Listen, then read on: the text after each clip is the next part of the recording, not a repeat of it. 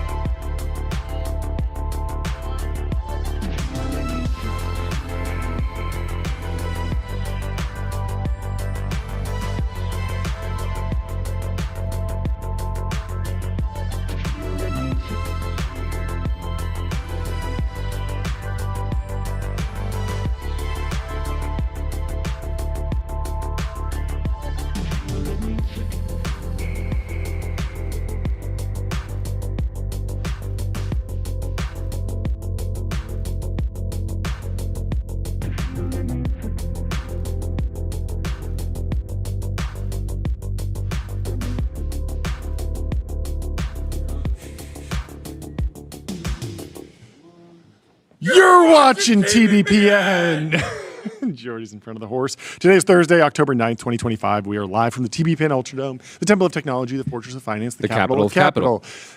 Today, I want to tell you about ramp.com. Time is money, save both. Easy use corporate cards, bill payments, accounting, and a whole lot more all in one place. That's why the horse is wearing the yellow hat. Also, the show is made possible by Restream, one live stream, 30 plus destinations, multi-stream, reach your audience wherever they are. Dylan Patel took to the timeline to say he's going to be dropping something huge in 24 hours. This was, This was 19 hours ago. We have 5 hours left to go, 4 p.m. Pacific on October 9th.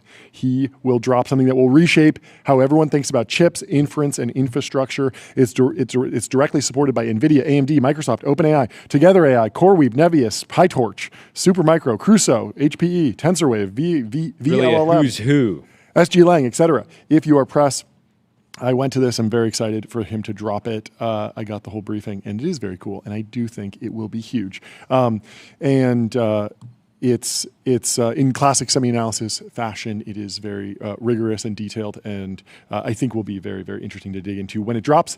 In the meantime, I have something that's the opposite of rigorous. It's the other side of the midwit curve. It's just complete slop analysis, but I think it's useful. It's a good thought exercise. Yes. So I said token adjusted EBITDA, of course, a nod to WeWork's community adjusted EBITDA. To be clear, no one's doing this.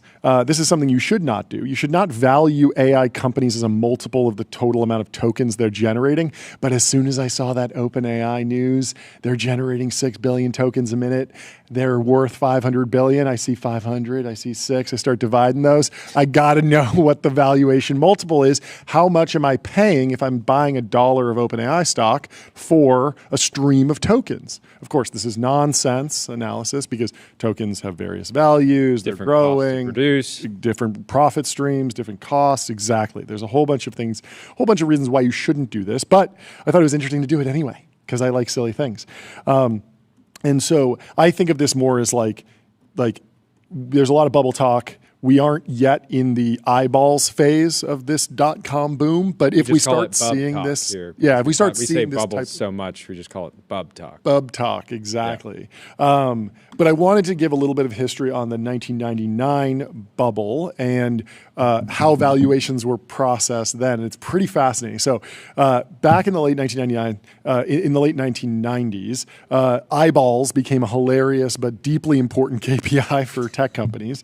It's a very funny name, but it was basically just eyeballs. It was basically just audience size, unique visitors, page views, time spent on site. These were all non-financial, non-GAAP metrics that were meant to serve as proxies for eventual earnings and value creations. Revenues were tiny and earnings were always negative. So eyeballs were the best metric that folks had to understand who was growing, at least relative to other the dropout posts back then. Somebody sends around physical mail. They're like, I'm dropping out of college. I have 10 eyeballs. I have 10 eyeballs, yeah. $100,000. I mean, we see the charts now, fastest to $100 million in revenue. Obviously, that's a very good, very strong business metric that assumes that you will be around for a while if you're generating a lot of revenue very quickly. Time to 102 is also very old news. Obviously, everyone's focused on time to a billion. A billion in after run it rate was now. reported that Cursor will be somewhere around there by the end of this year. Yeah, and so that's like, what, 2 years, maybe 3 from... Was it 2022? They were technically AnySphere before, but really you should start it as like the launch of Cursor, the product, probably. But they've been on a tear. But it's way different to look at the size of a business as if I'm buying $1 of stock, it's tied to a stream of revenues, which could be very profitable, versus just eyeballs. But this is audience size has been around for decades, even in the 90s at that point in the marketing world. And so it was just kind of pulled over. And a lot of this came from Mary Meeker. She's now at Bond Capital. She was the hotshot analyst of the day at Morgan Stanley. Legend. And this is what's interesting. So we think of eyeballs in the dot-com bubble. We think of it as a 1999 phenomenon. In 1996, she wrote, "What's the value of an eyeball or an ear?" 3 years before the 99 bubble got crazy.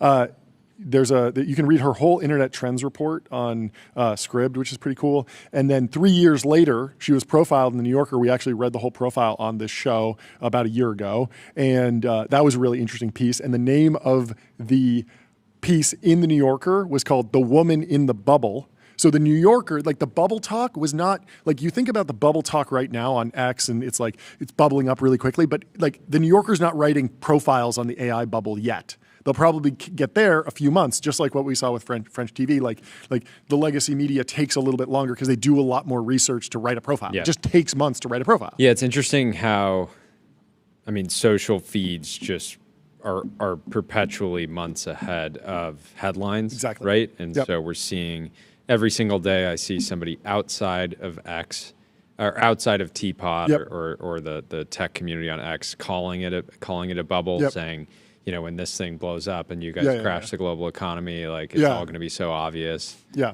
It's just starting on the most bleeding edge. It's still not in the pages of the New Yorker yet. It was in 1999. The title of the article about Mary Meeker was "The Woman in the Bubble."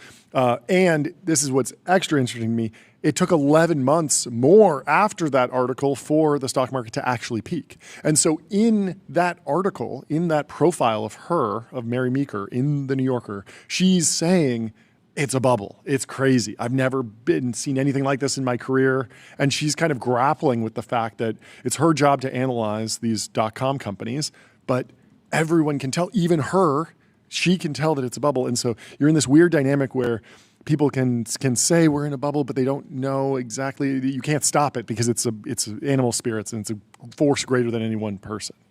So in 1999, eyeballs were highly valued. Let's get into some numbers. The market was pricing traffic at around $700 per monthly unique visitor. So if you got 1 million unique visitors on your website, you could sell that company for $700 million.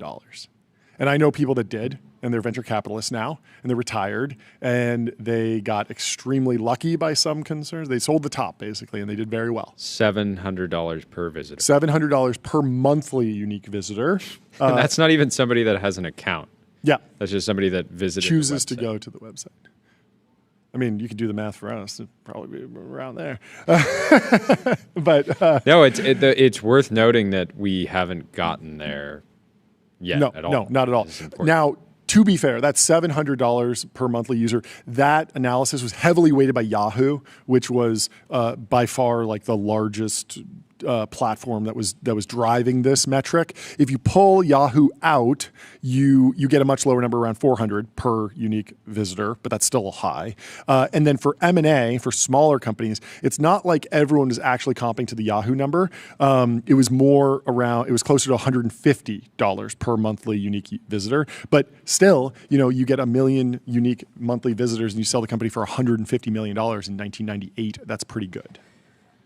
Yeah, and it's worth noting how much harder it would have been to get a visitor back then. It's not like you could just run. If you were getting value, if your business was being valued at just getting somebody to your site and they were putting a value on that, today you could just run traffic to it like crazy through all of, search engines, through social media, through organic content, through TikTok.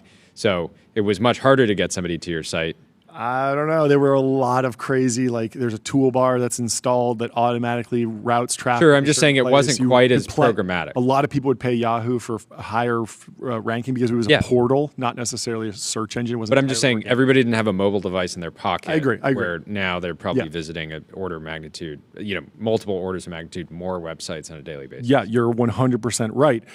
If you apply this metric to OpenAI, I had to. OpenAI has 800 million weekly active users and is worth 500 billion. So that's I believe they're counting this as like people that have created an account, for sure, not just a website visitor. Wildly different, way stronger audience, and that's still at $650 per eyeball. That's way lower than what the Yahoo number and the average number was in the dot-com bubble. And you could also use the estimated 6 billion estimated visits for OpenAI and get $83 per visit if you're trying to get a little bit closer to the comp. So you're still off by an order of magnitude there. Again, these are all nonsense estimates. I did want to flip them around and go towards token generation instead of if you thought about $1 of OpenAI equity as buying a stream of token generation instead of a stream of discounted future cash flow, which you should not do, you could estimate something like a 22x ratio between valuation dollars and tokens generated per minute. And you could also flip this around and estimate that for $100 of equity, you're the owner of an annual stream of 2.3 million tokens that then need to be sold and eventually drive profit from. That doesn't seem that crazy to me. I don't know. A lot of it depends. 2.3 million tokens right now would sell for, what is it, 10, 20 bucks or something? It's $10 per million tokens for the high end. Somewhere around there, yeah. And of course, this is extremely silly because tokens are sold for a variety of prices. Token volumes are growing exponentially. Token generation cost is falling. This is funny math, but I like funny things. And so I hope this doesn't show. The most important thing is that I hope this doesn't show up in sell-side analysis. And also, I also hope that I don't hear whatever the equivalent. There's a founder that I saw posting in the last 24 hours that was trying to get people to focus on site visits, which I don't think is. And I'm not going to name the person, but again, sophisticated investors today, or even not so sophisticated investors today, are not going to put a lot of value on just pure site visits. Yeah, well, that's healthy. Before we move on, let me tell you about Privy, wallet infrastructure for every bank. Privy makes it easy to build on crypto rails, securely spin up white label wallets, sign transactions, and integrate on-chain infrastructure all through one simple API. In other data point about the incredible growth of these properties, Bill Peebles, who's coming on the show tomorrow from OpenAI, said Sora hit 1 million app downloads in less than 5 days, even faster than ChatGPT did, despite the invite flow and only targeting North America. Team working hard to keep up with surging growth, more features and fixes to over-moderation. It's worth noting, so if you look at the charts on the App Store, in the top free apps, you have Sora, ChatGPT, Gemini, T-Dating, Threads, and McDonald's. And the top paid apps are Shadow Rocket, Hot Schedules, Anki Mobile Flashcards, Procreate Pocket, Tonal Energy Tuner, and Auto Sleep, Track Sleep. Wow. I feel like the paid app rankings. 6 apps you've never heard of. Yep. And then again, it's still worth noting T-Dating just still in the top 5 is actually insane. I see them as wildly different markets. I almost see them as the free apps are venture-backed, hyperscaler, multi-billion-dollar, multi-trillion-dollar company efforts, and the paid apps are much more like lifestyle businesses. They're probably generating cash flow. I feel like all of those founders, they might be part of a roll-up or something, but they're thinking about it in much more financial terms than just go operate in some winner-take-all market. Seems like there's alpha right now being a venture-backed business and just making a paid app. So if you want to chart, it seems way easier. 10 times easier to I wonder how cheap start. you can make your app. Can you make it $1? Can you make it 1 cent? $2.99, I think, is what the few of these are. Anki Mobile must be printing. They have their app is $25, and it's top 3 paid apps in the world right if you're looking for an app that you can get started for free with, get Figma. Think bigger, build faster. Figma helps design and development teams build great products together. Greg Brockman was talking about Move 37. This is the big question in AI. When will we see a Lee Sedol Move 37, a truly novel strategy in Go that DeepMind was able to achieve? When will we see that in text? When will we see that in image? When will we see that in scientific research done by LLMs? And Greg Brockman was on a podcast and said, on Move 37, I do think next year we will have some incredible models. The milestone I am most excited about is having models that can solve hard problems. And the analogy that I like to make is think back to AlphaGo, Move 37. That changes people's understanding of the game. Imagine that in coding. Imagine that in material science. Imagine that in medicine. Having real breakthroughs that are either potentially the AI by itself or the AI assisted with top humans, I think we'll start seeing that. And so we've seen a few examples of now, top tier mathematicians kind of going to GPT-5 and saying that there's breakthroughs. Tyler, what's your read on how close we are to a Move 37 like breakthrough in a non, perfectly simulated environment like Go? Yeah, I mean, it's hard to say. I think first, what we'll see before we see like completely novel breakthroughs is just like being more helpful to the top people. So like you saw Scott Aronson talk about this a couple weeks ago. Yeah. He said GPT-5 like helped him get past some roadblock that he said he would have figured it out if he spent another hour or two or maybe asked one of his grad students. But it just like helped speed him up. So it's always hard to figure out, especially with these novel breakthroughs, because people want to like take credit for them, right? If it's something that's worth a Nobel Prize, someone is going to want to like take credit. So they might try to like hide the impact the fact that the they AI used made. AI. Yeah, maybe. Yeah. So I think it's hard to see, hard to figure out the exact like attribution that you can do to LLMs. Yeah. It's interesting that he's kind of not drawing a super clear line between AI by itself versus AI assisted with top humans, because you have to imagine that a vast majority of modern Nobel Prizes are computer aided, just in the sense that like the lab notebook was digital and like the pipetting machine was automatic, and like anything that you're doing to win a Nobel Prize, you're going to be leveraging computers now just to speed up your workflow. That's very different than just prompt. I did get figure out a novel science. I got a lunch with a physics professor right after the GPT-5 launch, and he was able to one-shot a problem that he felt he estimated would have taken him 3 months to complete if he was just doing it himself. Which is wild. That's interesting. It's not Move 37, because Move 37 was something that Lee Sedol felt that he would never have come up with, not in 3 months. It was not something that was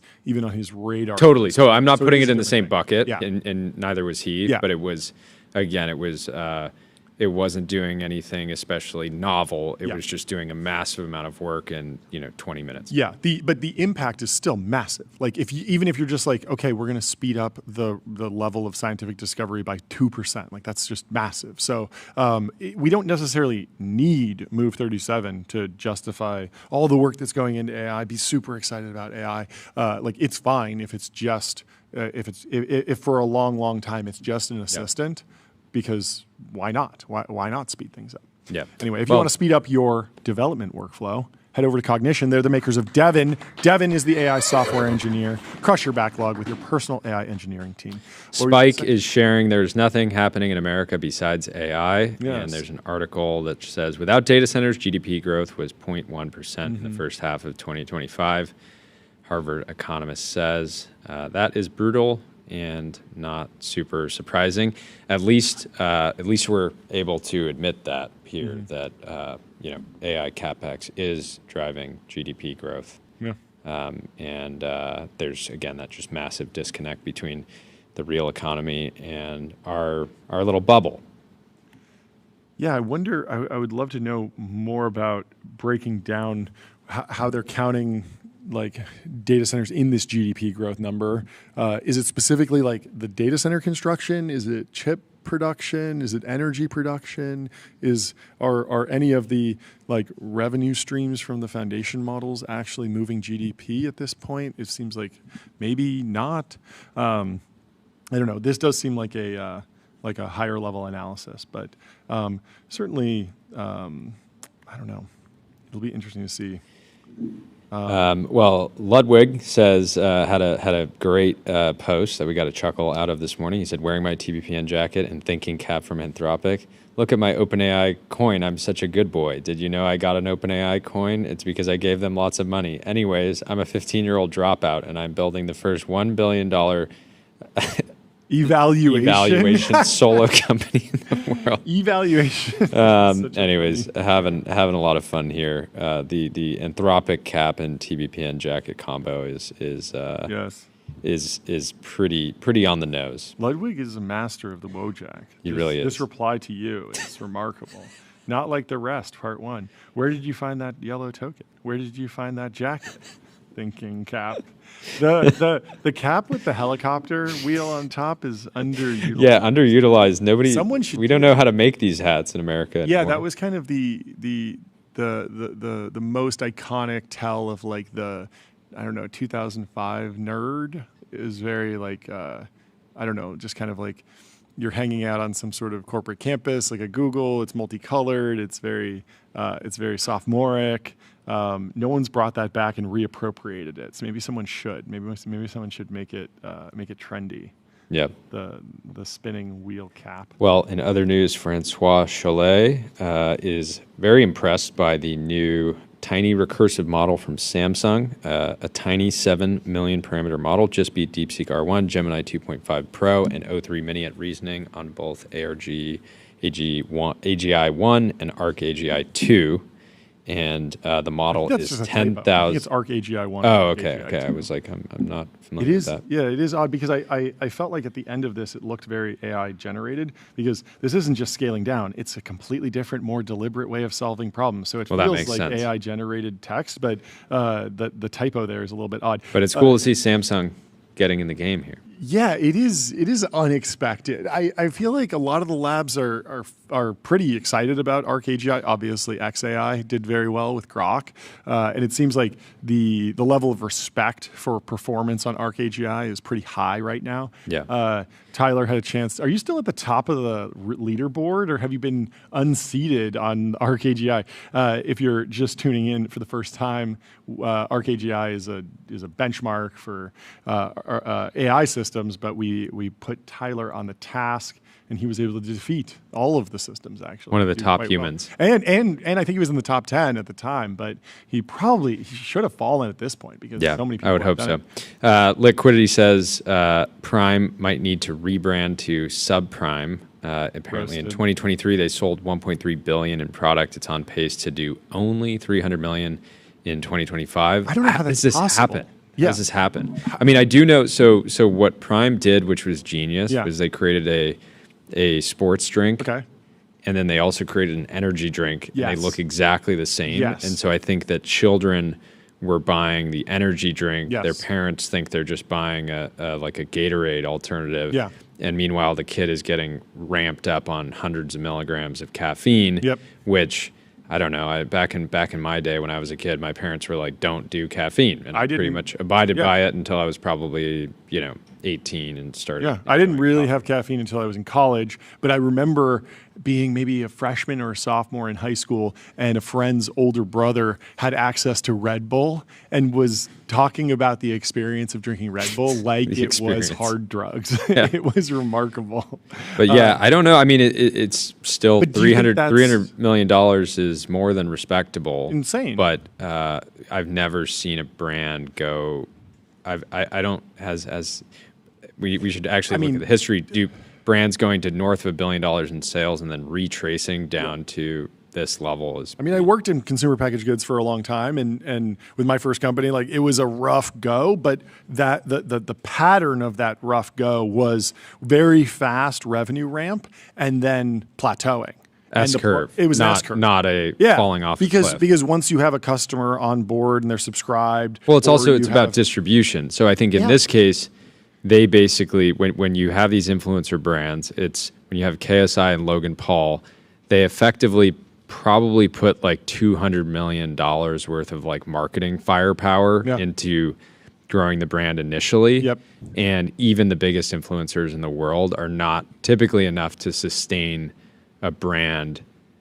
You need to branch out, right? Yeah. Because eventually the ads just become less effective. And so again, I think this was a number of factors contributing here. So you think it might have been a lot of trial that was driven where somebody sees the Logan Paul viral video explaining that he launched the brand, they try it, and then they're like, it's not available in my local store, so I'm going to churn. They just try it and they don't love it and they Yeah. don't stick around. I mean, the number one, Yeah. more so than like influencer partnerships, CPG brands work for the most simple reason because the product is great and people love the product and they come back and they buy it again and again and again.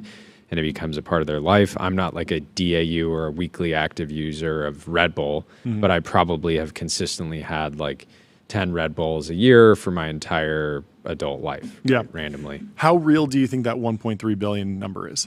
Because you could imagine that this was like in 2023, Logan or KSI like leaked a number that was crazy as like a stunt, and it was taken out of context. Took 1 month of revenue and multiplied it by, or even someone leaked a number and then they multiplied it, and it wasn't even on Logan and KSI. It was in fact on someone downstream, somebody who wanted to go viral. Just said, oh, well, I saw that my Shopify order number was this, multiply it by that, and come up with some crazy number that was never really what they actually did that year. Because I am shocked, because typically it's like, we talked about this with Create, once you get the target distribution, like you should be able, you wouldn't necessarily just see a massive spike. You might see some trial and then some drop off. it's like to fall off by Bloomberg is who reported 4x. They reported 2 billion. Wow. 1.2 billion in sales, not valuation. Yep. That's a lot. That's crazy. Well, I mean, still, if you're just thinking about this from like an influencer perspective, launching a brand, winding up with something that does $300 million a year is nothing to laugh at. So, still impressive run for the folks over at Prime. In other news, Delta had blowout earnings and guided up. Oh, really? While highlighting bookings have actually accelerated the last 6 weeks, according to Elliott Capital. This is confusing because usually you would see a recession in the real economy impacting bookings, right? Yeah. But not, Delta's not seeing it. So, well, let me tell you about Vanta. Automate compliance, manage risk, improve trust. Continuously, Vanta's trust management platform takes the manual work out of your security and compliance process and replaces it with continuous automation. Well, I think it's time. I think it's we time. We have an absolute legend. We have John Quinn from Quinn Ultradome. In the very Ultradome. excited. We're very excited to bring him onto the show. And I have here printed out. Good to meet you. Welcome to the show.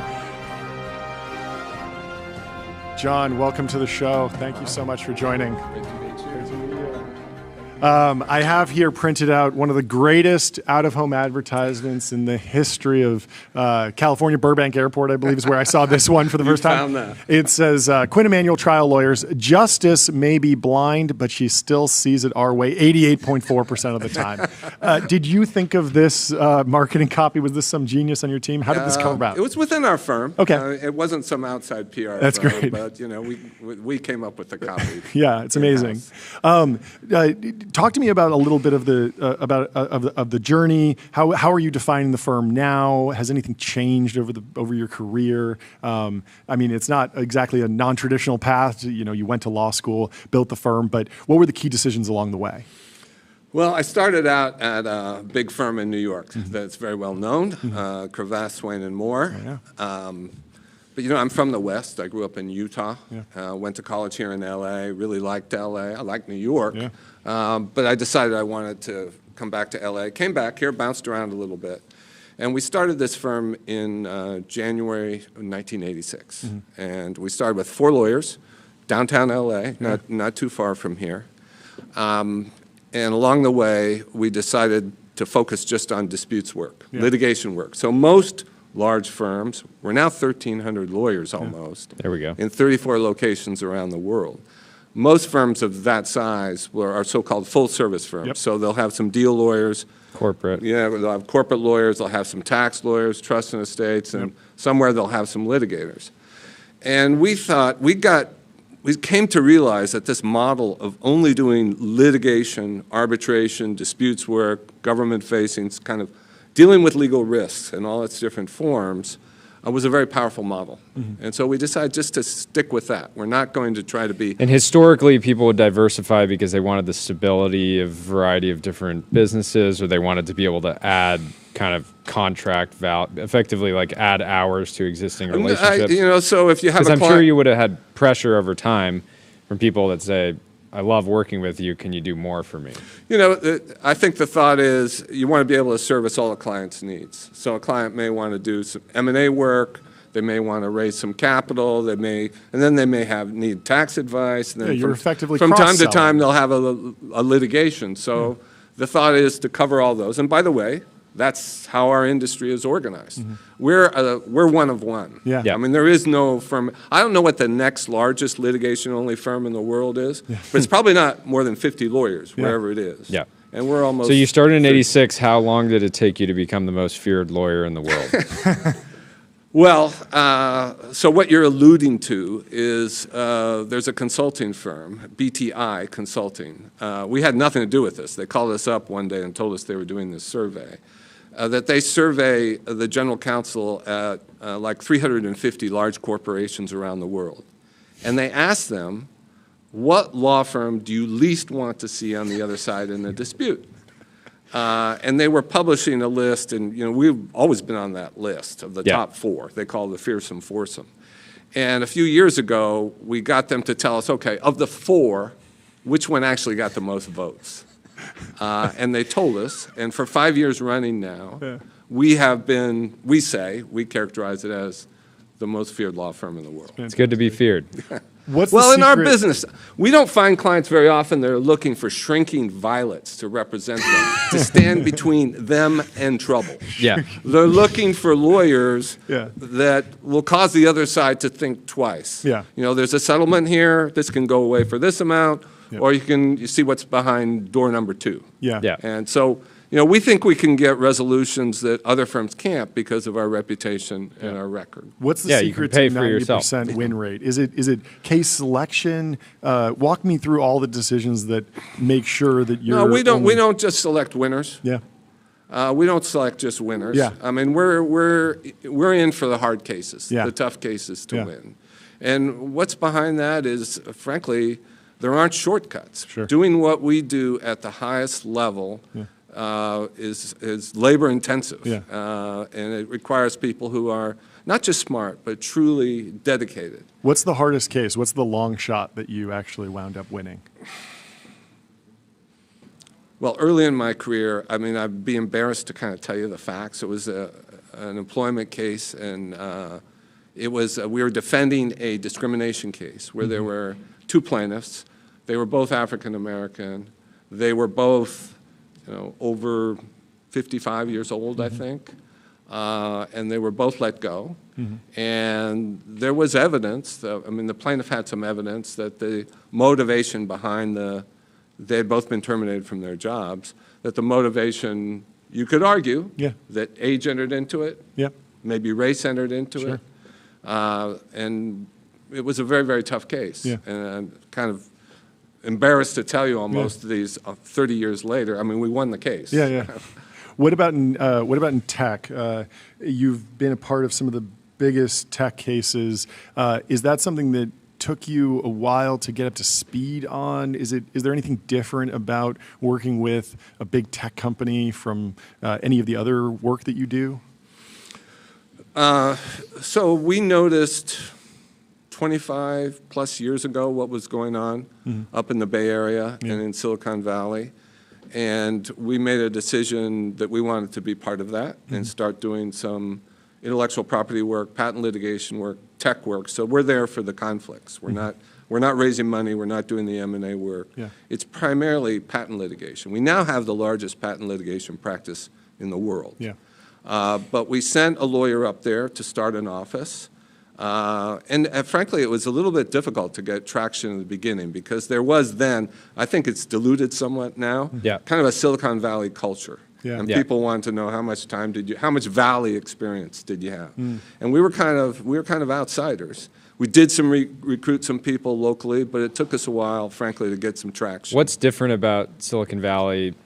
There's so much about Silicon Valley that is weird around IP. It's like in software, you would have there's a world where if somebody developed a unique user experience, you would have been able to really enforce that. And in the scale of time, if a big platform creates some incredible feature, it's going to get copied by every big company that it's relevant to. How did that kind of evolve? Because I think early on, you maybe would have expected that you could have, if somebody like a Snapchat creates a stories feature, that could have been, there's another world where that could have been IP, but it didn't play out that way. There is kind of a culture, there's a feeling in many circles, especially among the biggest companies, the hyperscalers and the like, that you should compete based on your business, don't compete on IP. I mean, there is a reluctance among Which is completely different than like almost every other industry in the world. Yeah, biotech would never say that. Well, I mean, you don't see the big automobile companies suing each other either. Yeah. You don't see the big airplane companies. Oh, there'll be trade disputes between Airbus and Boeing, but not so much technology disputes. Interesting. And there is kind of a feeling, and Elon Musk has been outspoken about this, that anybody can use our inventions. Yeah. He has said things like that in the past. So you don't see the big players going after each other so much. They will. There are examples, but there's kind of an ethos that you compete on the business, you compete on your offering, and you don't compete with IP lawsuits. What lessons did you take away from working with Elon? Is he different than other clients? Is there something that you were coaching or advising at various points in time? Well, we've represented Elon in a number of cases, including cases that have gone to trial here in California. There was that defamation case, the British cave diver, where there was a tweet about whether this was a pedo guy. And the case about wanting to take Tesla private for $420 a share, funding secured. We tried both those cases. I was not on either one of those trial teams. So I have not. We have a team of people that work very, very closely with Elon. So what I know about him and our experience working with him is secondhand. I do know. He values his time. He closely guards how he spends his time. I think it's fair to say that based on what I've heard, that spending time with lawyers, preparing for depositions, and trial at the like is not at the top of his list of things that he likes to do. Not a priority. I can imagine. So he's a busy guy, and obviously he's got great instincts himself. Yeah. What about? I can tell you just one story. So in that defamation case, he had tweeted that I assure you this British guy is a pedo guy, and he came into Elon, then lived in Los Angeles, sued him for defamation here. We didn't have a lot of time to prepare him for trial, and when the trial started in federal courthouse downtown, the plaintiff called him as their first witness. You can do that. You can call the adverse party, put him on the witness stand, and immediately start cross-examining him. So the jury, the first witness they see is your adversary being cross-examined. And the question to Elon was, when they put him up there, was, this is a defamation case. You're Elon Musk, so the world really cares about what you say. Not a bad question. What's he going to say? I mean, it's hard to deny. There's kind of a beat. And he says, well, I'm not so sure. I don't know. I've been talking about our need to get away from fossil fuels for so long now, and it just doesn't seem to be happening. I'm not sure people aren't listening to me at all. People listen to me at all. It was like genius. That's remarkable. Yeah, that's a good argument. That's very funny. I mean, we're tracking like a crazy AI boom, crazy tech boom right now, mostly from the financial markets. We have founders on. I'm sure we have 7 people on today that are raising a lot of money. Is there a boom in tech litigation? Well, right maybe now? even before that, Sure. talking about kind of the .com era, you saw this craziness. We opened the show talking about how people were just valuing eyeballs, right? And there was, aside from that, there was like, these round trip, effective, commercial agreements that ended up getting litigated in the years following after the crash. What kind of stood out from that era? What was just, I guess what were the takeaways from that era? Did you ever think we would repeat that kind of cycle? Because I'm sure that you were in the your job even after the crash just got busier and busier. Yes, whenever there's a crash, as in the financial crisis, for example, 2008, which we were very involved in, that plays out in the courts, of course. There'll be people who've lost a lot of money. There'll be claims of fraud and misrepresentation.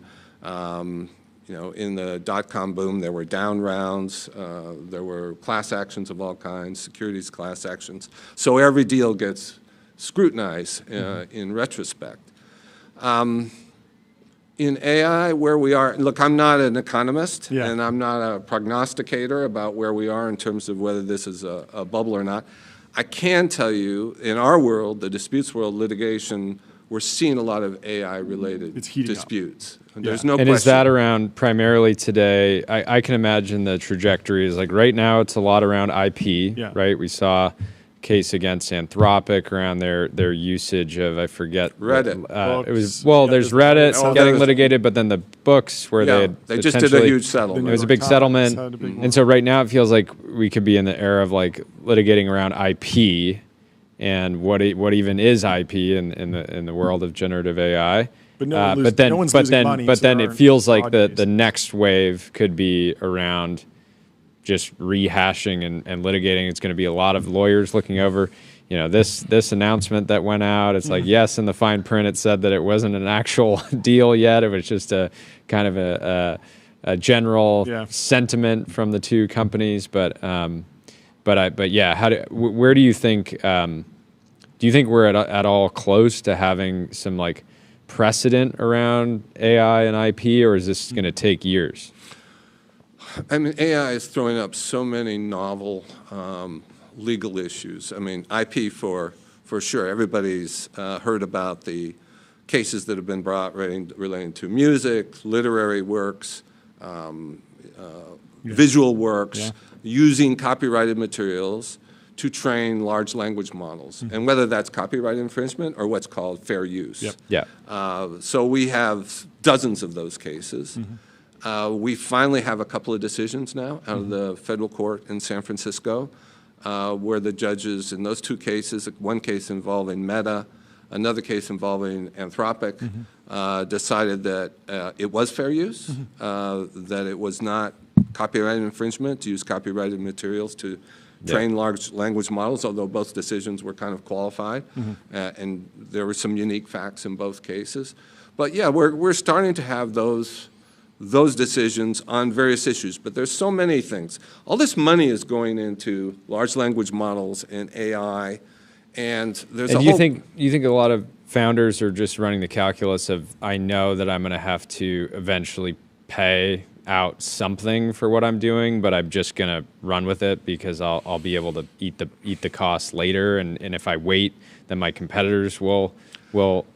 I don't know, losing one of these cases, the copyright cases, there's so much involved. The price tag could be very, very big. So I don't know that people are sitting back saying it's just the cost of doing business. Yeah, but at the same time, if your competitor is like willing to take the risk and they can ramp their market cap up into the hundreds of billions, they know that, and the alternative is being safer around IP, and then you just lose the race. Then you're a zero anyways. So I think it feels like a lot of people are willing to just roll the dice and say, we'll figure it out later. Well, Apple in its early years had a reputation for not being very careful with its IP. They launched the iPhone knowing they did not own the name iPhone. Oh, yeah. It was owned by, I think, Oracle. Oracle or Cisco. Owned it. Yeah, Cisco. Oracle. Cisco, I think. And so as soon as they launched it, there was a lawsuit filed. Yep. Cisco versus Apple, and it was immediately settled. I've never heard what it settled for. But, that was Steve Jobs, Yeah. driving ahead and kind of doing what you're saying. I think they've gotten a lot more careful. But there's just a host of issues. Like, you have all this money going into AI and AI inventions. How are you going to protect it? Yeah. You cannot patent an algorithm. You cannot patent a mathematical application.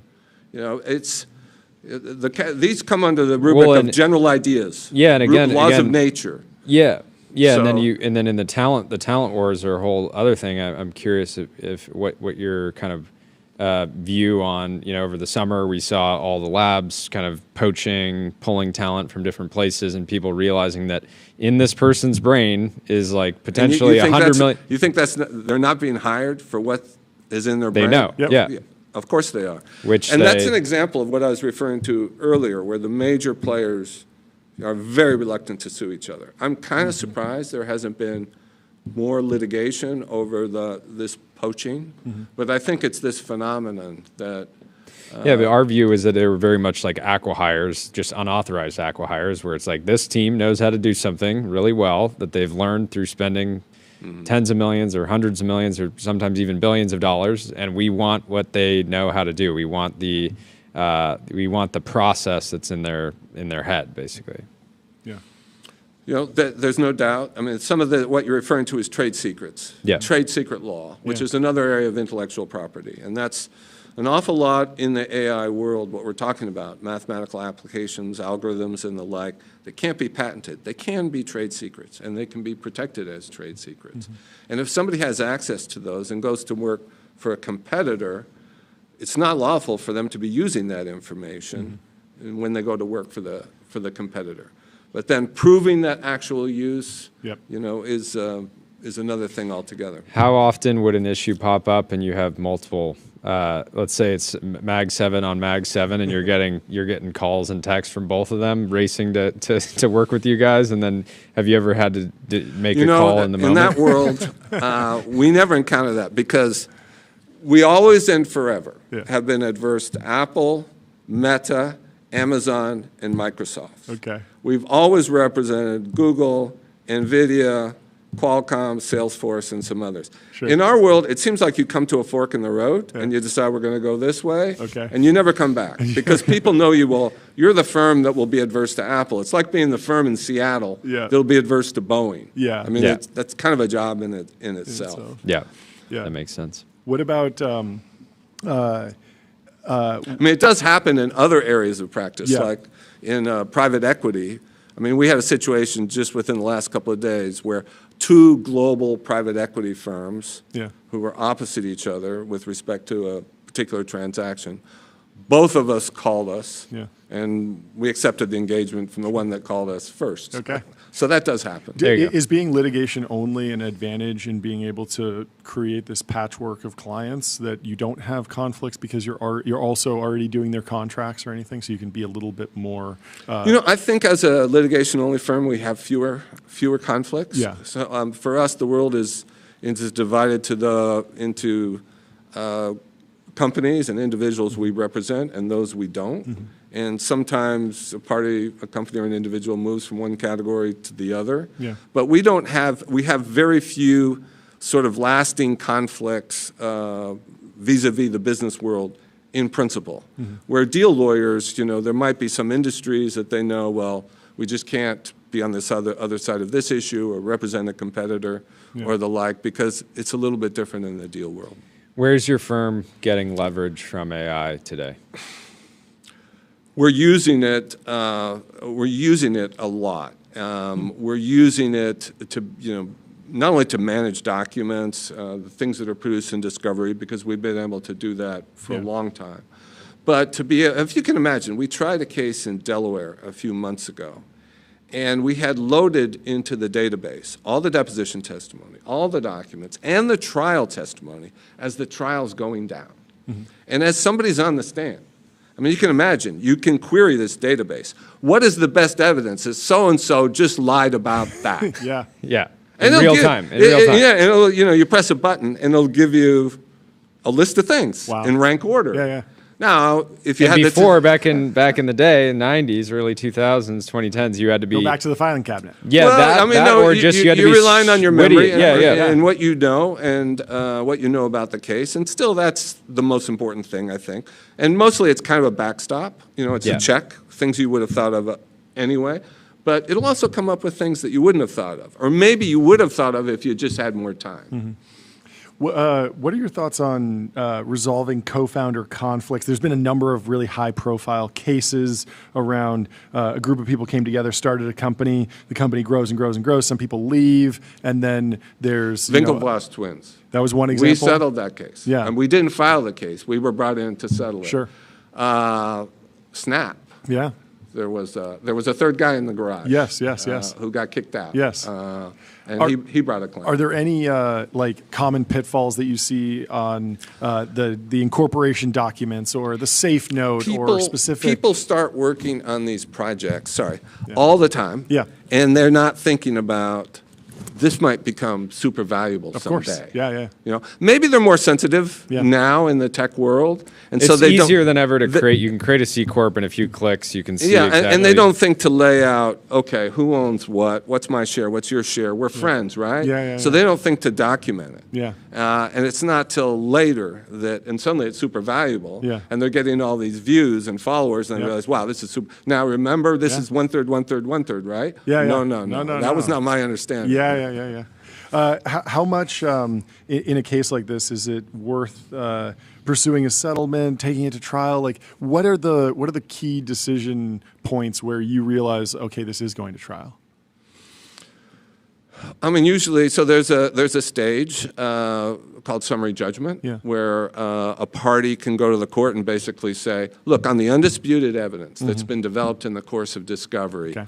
I'm entitled to judgment as a matter of law. Sure. It's basically you're arguing to the court, no reasonable juror could find for the other side. They could only find for me. Yeah. And there has to be no disputed evidence. And the judge has to find, okay, on the law, and yes, the evidence is undisputed, you win. If in a lot of cases are dismissed at that level, if it gets past that, then there's the prospect this case is going to go to trial. There's nothing really going to stop it because that's kind of the last court off-ramp.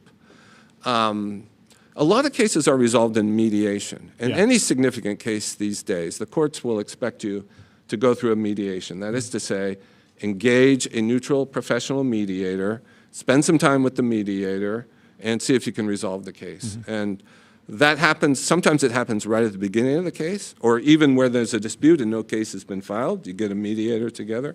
Sometimes it happens on the eve of trial, but a lot of times it happens in the course of a mediation. Yeah. So, if it's gone past summary judgment, if you've gone through a mediation and that hasn't been successful, then that looks like a case that may go to trial. And is that a function of total settlement? How much is at stake relative to the legal bills? Am I more likely to settle a case if it's $1 million at stake, but $500,000 in legal bills that I'm looking at, versus there's $1 billion at stake? I would certainly think so. If Right. the legal bills are Yeah. more than what you would get out of winning the case. Sure. Sometimes bail. there's other things, at stake, Sure. whether ego or Reputation. or whatever, or Yeah. reputation. But it's usually a calculus. I think most clients, it's pretty much an economic calculus. What are my chances of prevailing at trial? What do I get what does prevailing mean? What will I get if I prevail? And obviously, what's the cost to get me there, including primarily attorney's fees?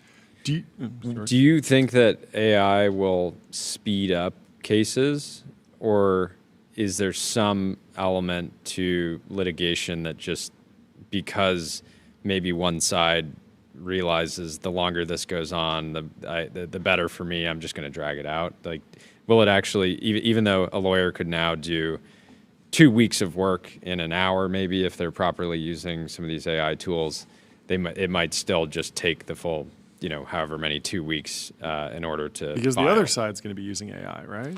Yeah, look, I mean, cases settle when parties realize the strengths and weaknesses of their case and the strengths and weaknesses of the other party's case. And they assess that. You know, cards in the discovery process, everybody's cards are basically put on the table. Yeah. And you have a basis then to make a judgment about, am I going to win? What does winning mean? What am I likely to get in damages? I think AI will accelerate that process. There'll be more disclosure and more ability to handicap the potential outcome sooner. So I do think there's a potential for resolving cases sooner.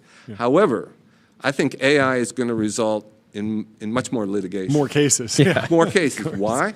There are already early stage companies out there who are putting cases together. They have put into databases all records about permits, licenses, advertising, what parties claim is in their product, what they say their product can do, all this information, and then information about what is actually in the real world, what's the experience there. They'll put that together and they will serve up to lawyers. You can subscribe to these services and they'll come to you to say, I've got these great class action lawsuits for you. And so they're finding cases. So I think there will be more cases, but I think there's a potential they'll be resolved sooner. Do you think the legal profession is a mentorship business? Do you, like when you bring on, do you see young lawyers needing to find a mentor to establish a full career? Is that how you think about it, or? I really think the best way to learn is working with more experienced people. That was certainly true in my case, whether you call them mentors or just senior people in the firm who you work with. And go to court with and see how they examine witnesses and the like. So I do think that's really important in terms of learning what it means to practice law. What advice are you giving to young lawyers today that want to be where you are in 30 years or so? Well, as I said earlier, I tell people, you know, this is practicing law, litigating high-value cases at the highest level there's no shortcuts. So you have to be prepared to sacrifice and work super hard. It's an hours commitment. There really are no shortcuts. Is it thrilling though? Do you love it? I do love it. I do love it. And is the case more thrilling, or is it who you're working on behalf of? Is it the partnership between you and the client? Because I can imagine the partnership with the client can be very, very satisfying. Because this is a team sport, right? Exactly. It's definitely a team sport. The team within the firm, the team with the client. What I love most about it is we're constantly learning. We have to be able to cross-examine experts, whether it's on biotech, steel manufacture, AI, I mean, you name it. We have to get to the point where there's an expert on the stand, somebody maybe has a PhD in something, and we're going to cross-examine them. We have to learn. That's what I love about my job. And we're always learning something new. Yeah, an expert can make you sound really silly. What do you mean by that? Like, I don't understand what you're even asking. And then they could just be, You sound like an evasive expert. Yeah, exactly. That's not going to be great for your credibility. There you go. What about how the media characterizes law? Is there a book or movie that stands out to you as kind of telling the story the correct way, that resonates with you, that's something that you don't feel like it's a mischaracterization of how you work? You know, there are a number of good books about trial lawyers, and perhaps my favorite was written by a trial lawyer who recently passed away, Jerry Spence. I don't know if that's a name you know. Famous trial lawyer from Wyoming. He did the Karen Silkwood case, that uranium case. She claimed that she was injured by exposure to radiation. He represented Imelda Marcos in a trial in New York City. I mean, but he was always kind of this Wyoming buckskin-clad country lawyer. A character. And he wrote a book called Gunning for Justice. That was about his own life. And it's a very, very moving book. That's one that I really enjoy. I will have to pick it up. Well, thank you so much for coming by and doing this interview. Thank this you, was John. Fantastic. Enjoyed it very much. Thank you so much. Thank you very much. Come back on Thank you. anytime. Yeah, you're welcome anytime. What a legend. That was a lot of fun. We have our next guest in the Restream waiting room. Let's first tell you about Graphite.dev, code review for the age of AI. Graphite helps teams on GitHub ship higher quality software faster. You can get started for free. And our next guest is Martin Casado from Andreessen Horowitz. We have a bunch of breaking news. There We're he very is. excited to talk to you. How are you doing? Welcome, Martin. Good to see you. Can we adjust the levels, make sure that we're hearing him okay? How was your day? Just tell us how you're doing. I'm doing very well, thank you. It's Great. actually a pretty chill morning because I had a couple meetings canceled, which is kind of the best gift you can give me. There we go. Paradise. Canceled meetings, hop on TBPN. What more could you want perfect. in the No, Silicon it's Valley perfect. life? Exactly. How's your Q4 been? Pretty mellow. Most of my companies are still in Q3 because we shift by a month, but pretty good, thank you. There you go. Wait, why do you of shift October. by a month? Is that standard now? Is this something? It is very standard. I mean, listen. So I did enterprise sales for my company for 10 years, and I don't remember a Christmas or a New Year's where I could be home because we were like deep enterprise sales. So 50% of the year came in the last month, and so everybody realized that if you're pushing to the end of the quarter, it's probably better to do it when people are still working, and so most will use the end of January, and so that's the majority of the companies I work with. Makes We're sense. shifted by a month. Yeah. How often are you investing in a company and they haven't made the shift yet? Are you going that early? Honestly, if they don't, I recommend them to. Yeah, I imagine that's the to first. make the You like shift. the holidays at the end of the year. You like spending That's time with your right. family. I mean, So- I would say 2008 to 2012 of my life, maybe 2016 was me on the phone, like in a beach somewhere, trying to close a deal. So And it try to paid off, avoid and that here for you are, everybody. Here I am. leading The the trenches. infrastructure practice. I want to get to robotics in China, but first, I'd love just an update on how you're thinking about infrastructure at Andreessen. You have 1.25 billion under management for that fund, and infrastructure. I mean, we're seeing deals for energy. Sam Altman's doing stuff with SK Hynix and HBM. There's the neo clouds. There's the hyperscalers. There's so much in infrastructure, and then there's also just like dev tools, which I think could maybe be in there. So how do you define it? What's interesting? Where are the key themes these days? So we do primarily software infrastructure and things that directly relate to software infrastructure. So Yeah. everything from like, let's say, chips to AI models to your point, dev tools to the traditional compute network and storage.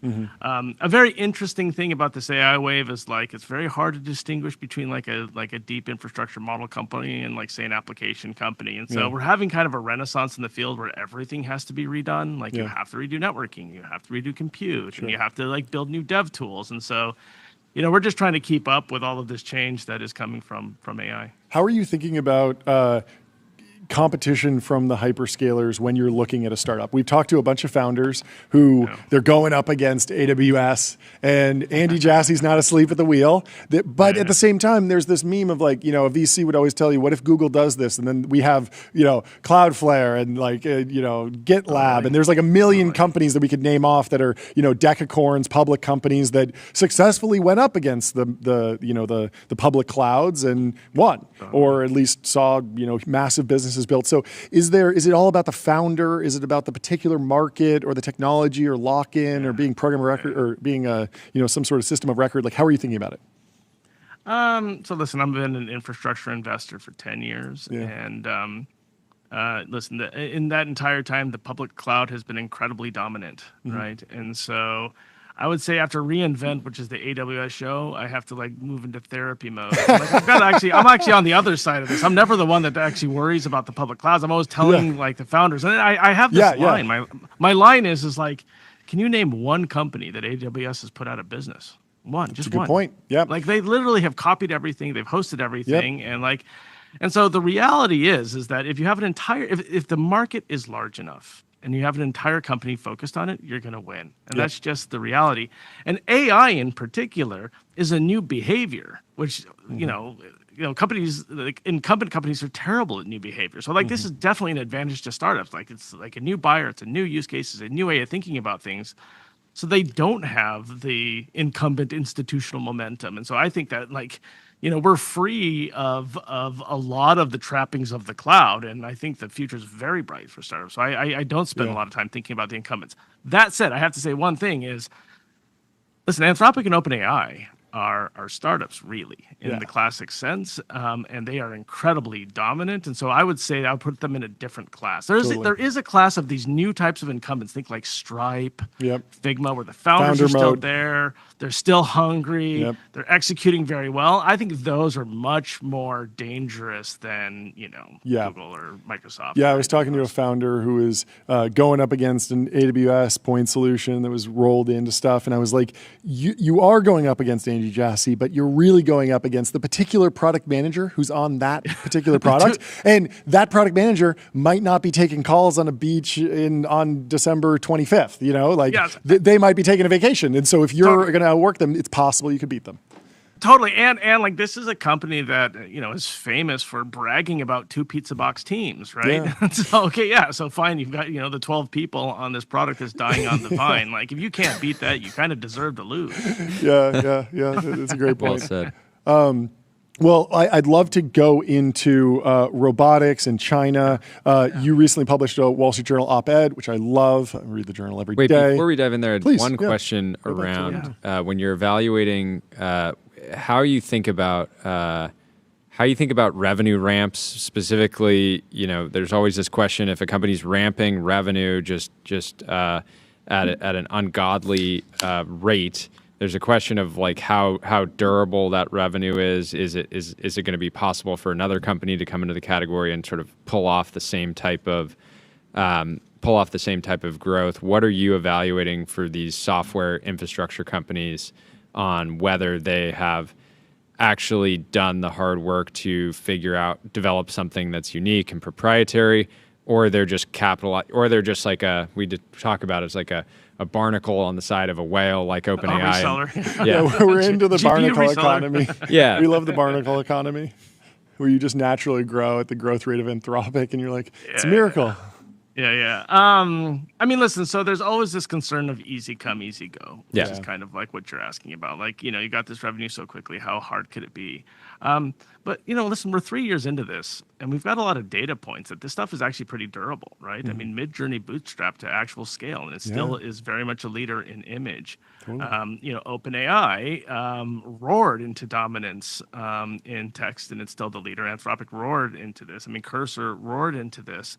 And I think that these revenue ramps are much more of an indication of the size and the growth of the market, which, I mean, these things have just been so large and growing so fast. And of course, like, the leader that becomes the brand monopoly will follow brand effects, and then people will know the name, and then they'll go ahead and adopt it. So I think that, like, there is no indication just because the revenue ramp was quick that it's not durable. That said, I don't know of any endemic defensibility in AI. I think companies have to figure out traditional moats. And there's a lot of traditional moats we know about, right? Integration moats, two-sided marketplace, brand moats. Like, whatever the moat is, they've got to get to that.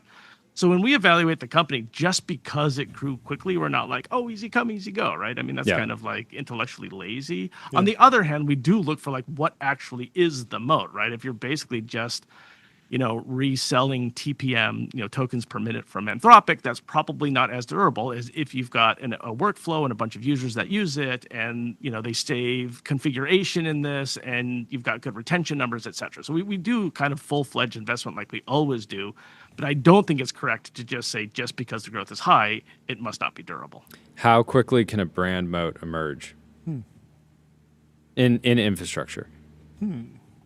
Yeah, I mean, it's a good question. I mean, the last time I remember brand moats like this was the internet. I think when markets grow incredibly quickly, education is always kind of out of date, and so you default to brand. Like, remember, Netscape was largely a consumer phenomenon, and very quickly everybody was talking about Netscape very early on, and we're seeing a very similar thing. So I think it's been probably 25 years since we've seen brand effects dominate adoption, especially for highly technical projects. I think the last time was probably the internet, and then before that, like maybe the PC. Like Windows 95, again, was very much kind of a brand name.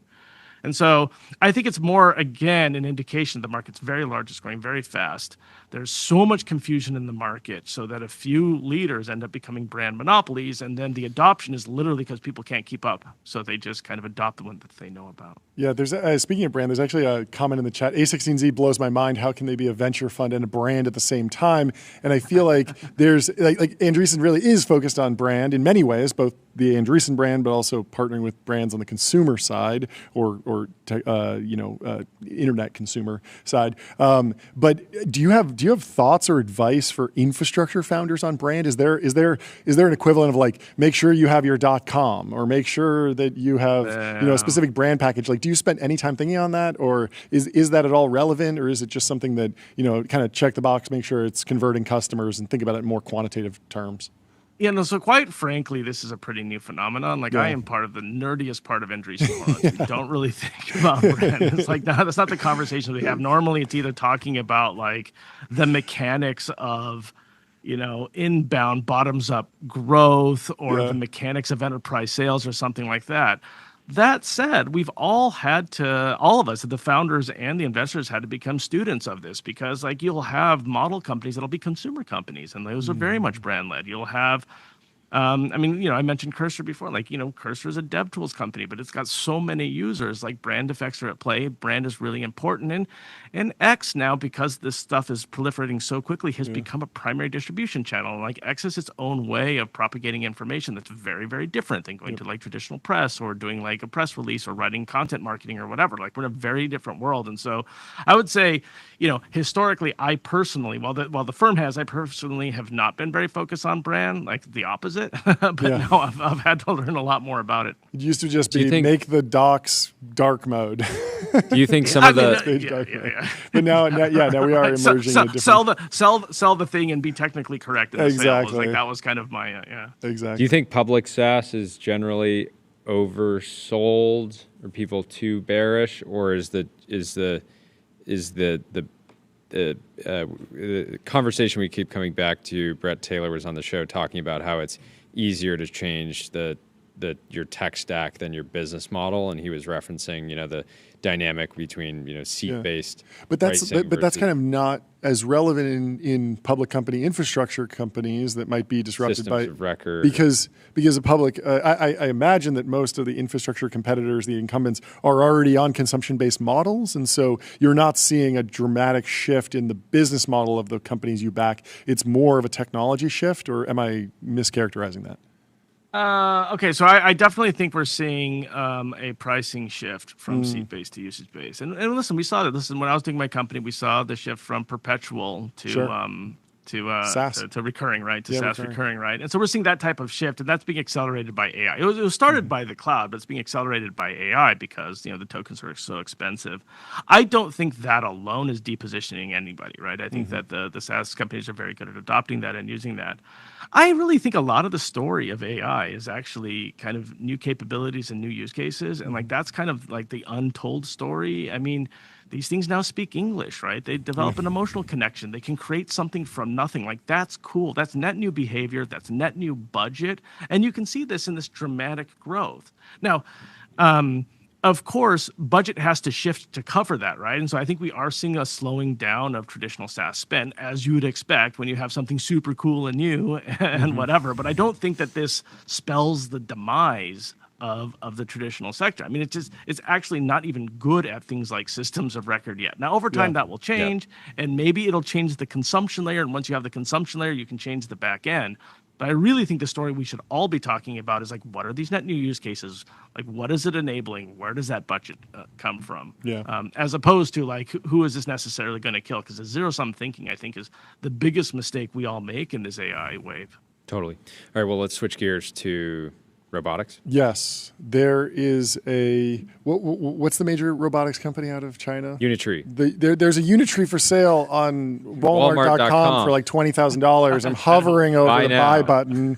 How un-American am I if I pull the trigger? Take me through the landscape. Yeah, buy. I think we're maybe gonna try and hack it and do something weird. But take me through the current understanding. In general, it feels like.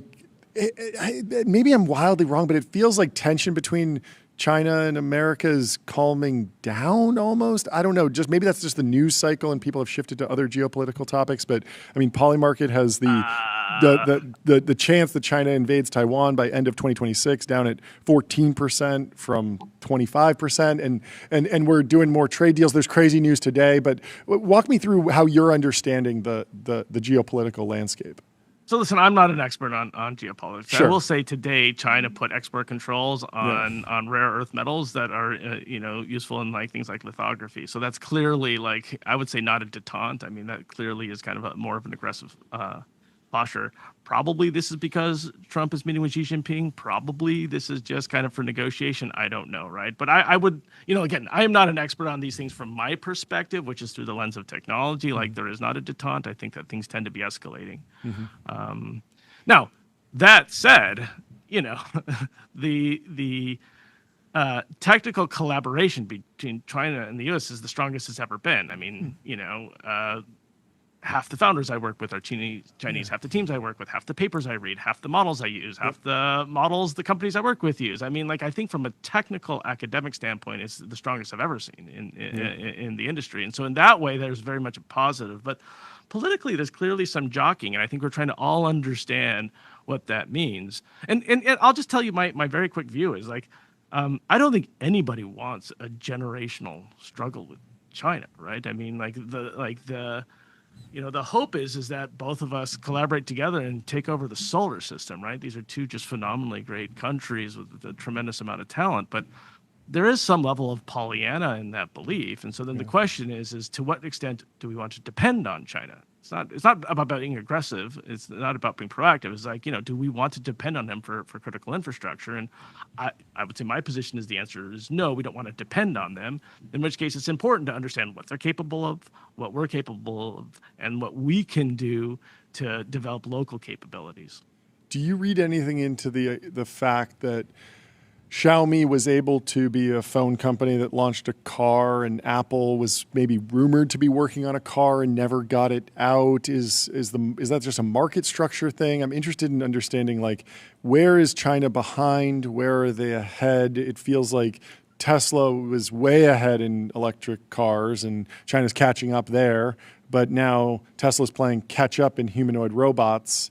I'm interested in the landscape of like what each country does best. Yeah. Okay. So listen, this is going to be a very polarizing topic. So I just want to say up front that I'll send some opinions. These are not rooted in fact. There is no agenda here. Just as far as your first question on the structure of companies like Xiaomi and the car and Apple. Asian companies just tend to do more, right? I mean, think about the Korean chaeballs. There was for a long time, there was 5 companies that did everything, everything. They did everything from the cone to the car. And so I don't think that is like a China versus U.S. thing. I think that's something quite a bit different.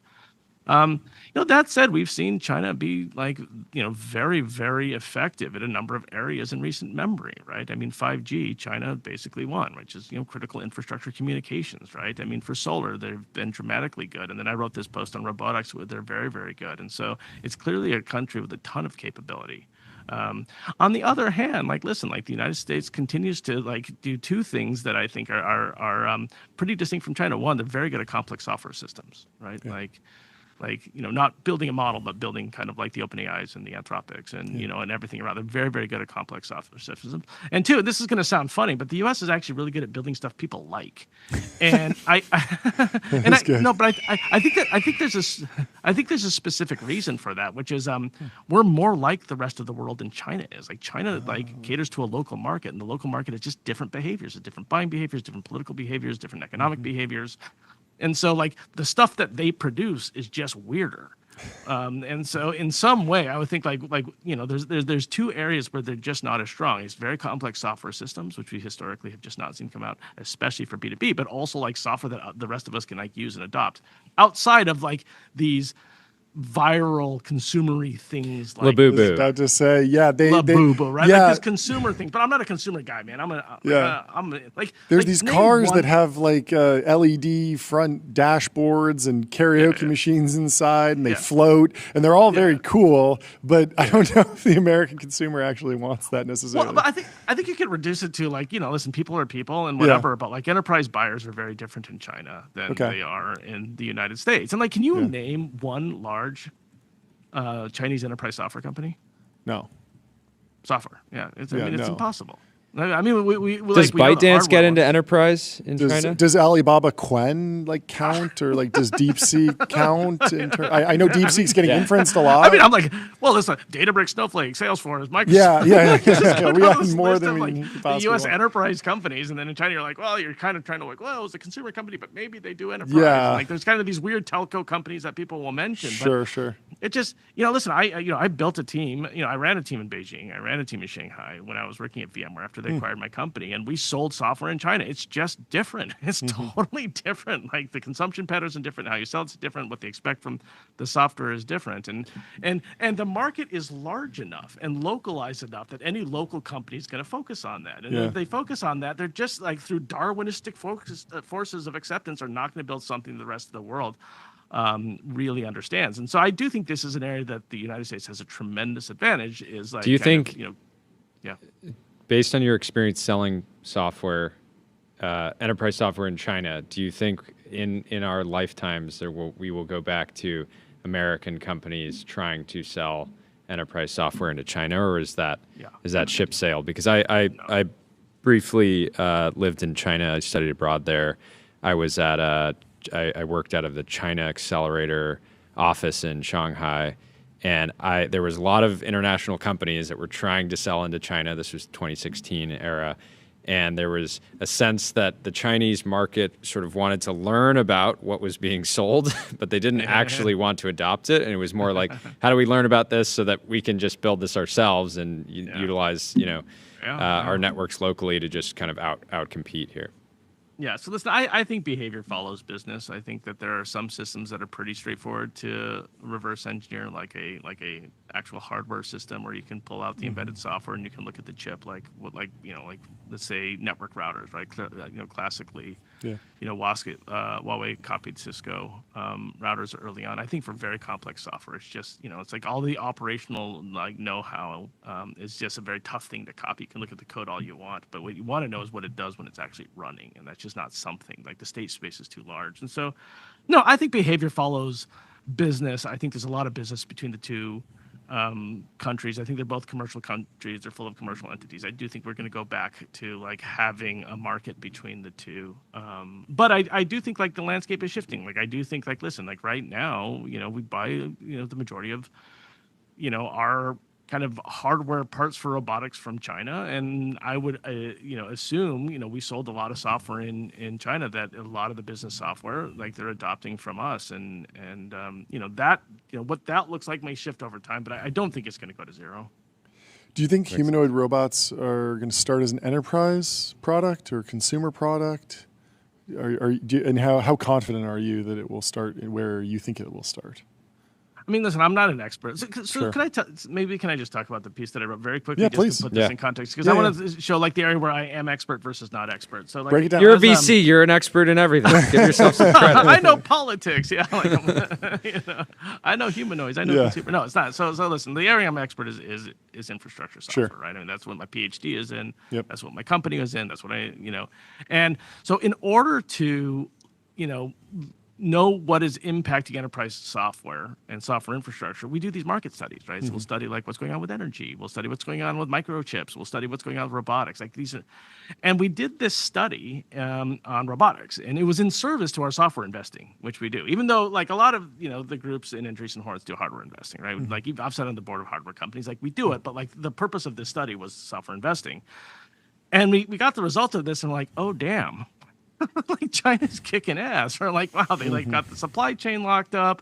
They're doing incredibly sophisticated stuff. I think something like 50% of all deployments for the last 3 years were done in China globally. And so the purpose of the piece that we wrote was just to say, listen, we do these studies normally. We do tons of studies like this, but like this was so dramatic. Like maybe we should kind of make it a little bit more apparent to everybody, how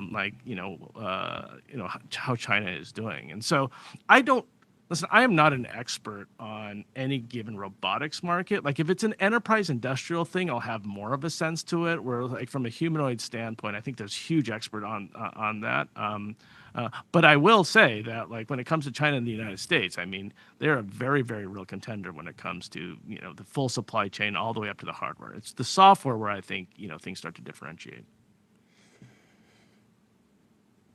like, how do you characterize the opportunity for America to catch up? Like, should we be more bullish on the hyperscalers, the mature companies, the Teslas of the world, stepping up and taking it seriously, or completely new startups from scratch, building solutions and then kind of integrating, creating their own keiretsu, if you will? So here, so let's talk about the areas where I think that the U.S. has an advantage, right? I mean, like I mentioned, like complex software, the United States does a great job of. Yeah. When it comes to like building products that people want, I think the United States does a great job of. And so I think that right now, when it comes to Chinese hardware, I think we have to really look at ourselves and say, do we want to like start putting like import restrictions and tariffs on those? Not to penalize China, but to kind of incur local capability building for these things. And I think that would be an important thing for us to consider as a nation doing. And there's another very interesting area, which is, for a lot of AI, you want big GPUs, right? And so you can do a lot of robotics with smaller microcontrollers, but you kind of want the big GPUs for the heavy processing, like certainly for AV. And it's pretty well known that China doesn't do anything below 9 nanometer very well. Like 7 and 5, they can do it, but the yields are pretty low. And of course, they'll be subsidized by China, but they're well behind. So I think at some level, like we should continue our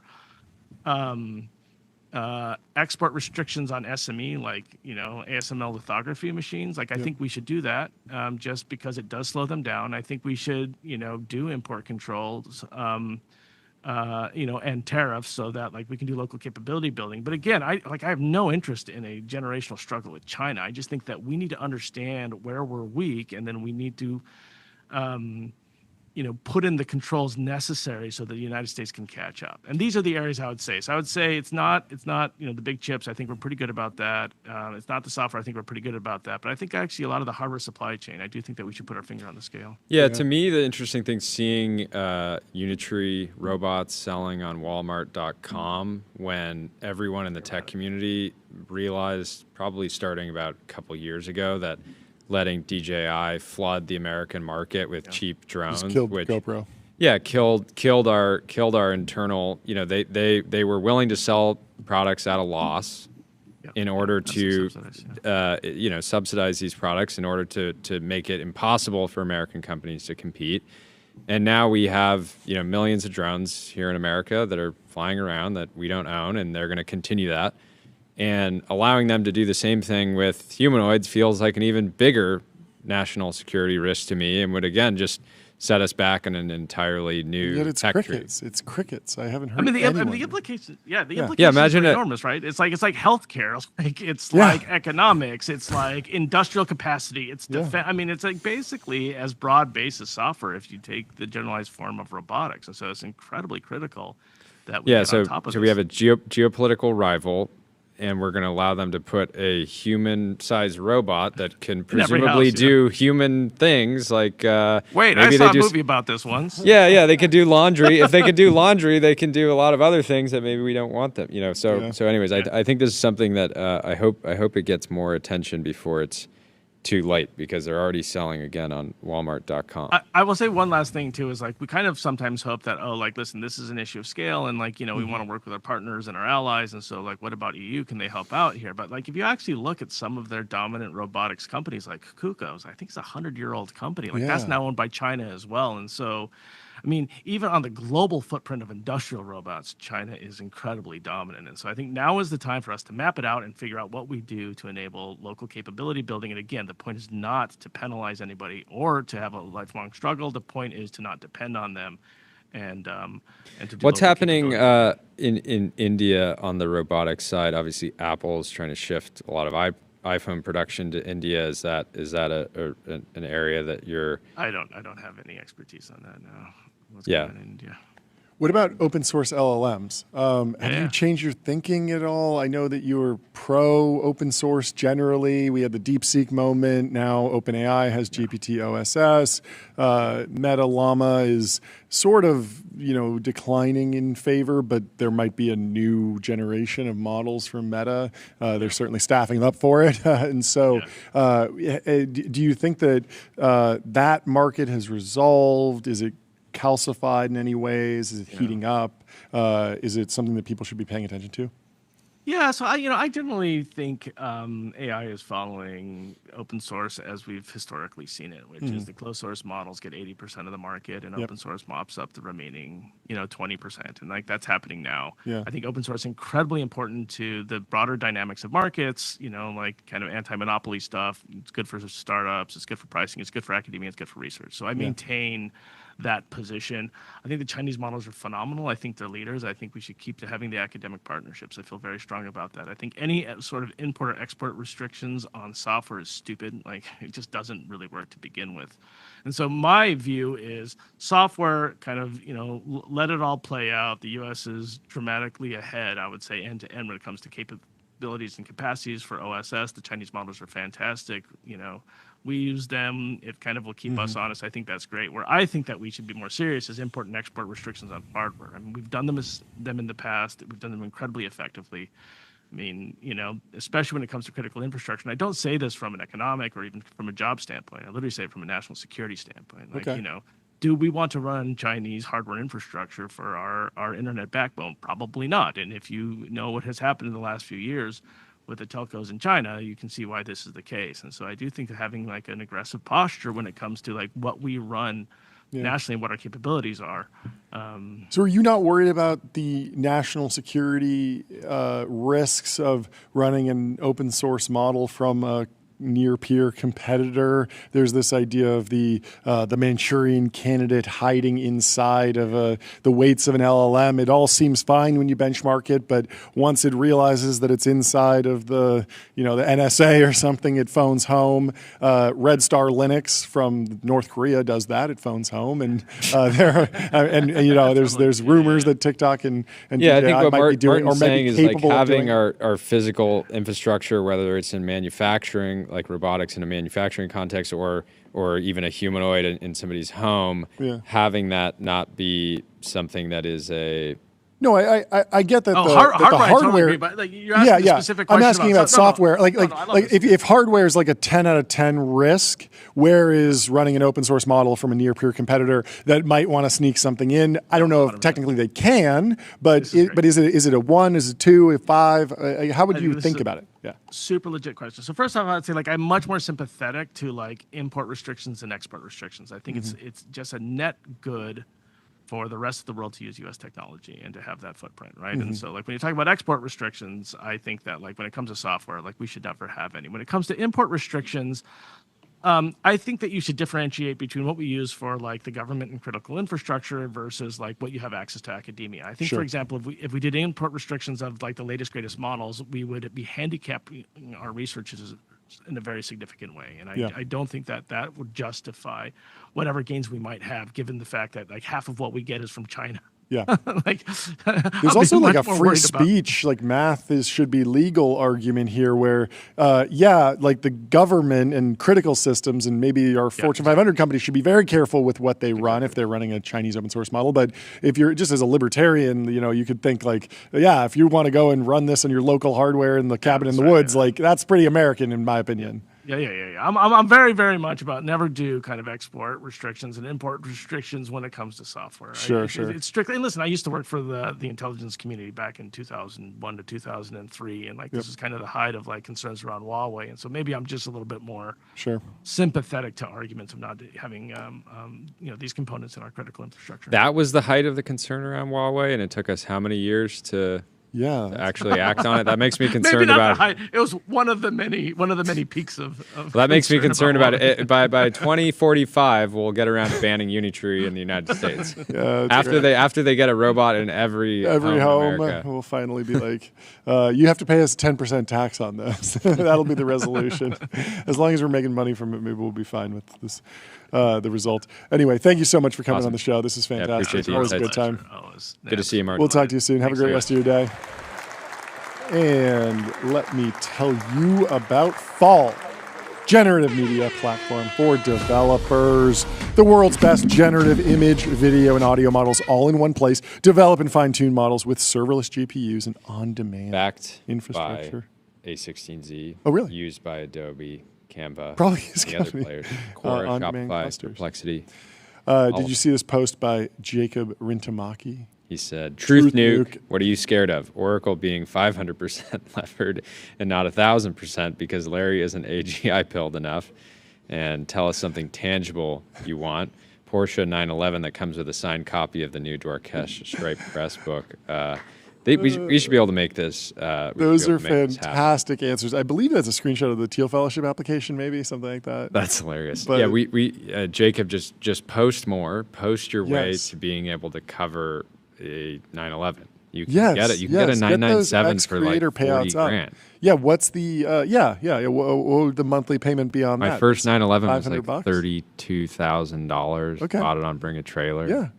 You finance that. You pay for it with the X post. I think he's Harder well on to his way. finance a 997, Yes. but yeah, just post your heart out for 12 months and you'll be in Yes. business. Oh, we of course have a Substack now. You can go to tbpn.com, drop your email, and you can get a summary of the show, some posts that we like, some important links, the run of show, and sort of my take, my current thinking on whatever the current topic of the day is. I'm also posting those on my personal X account.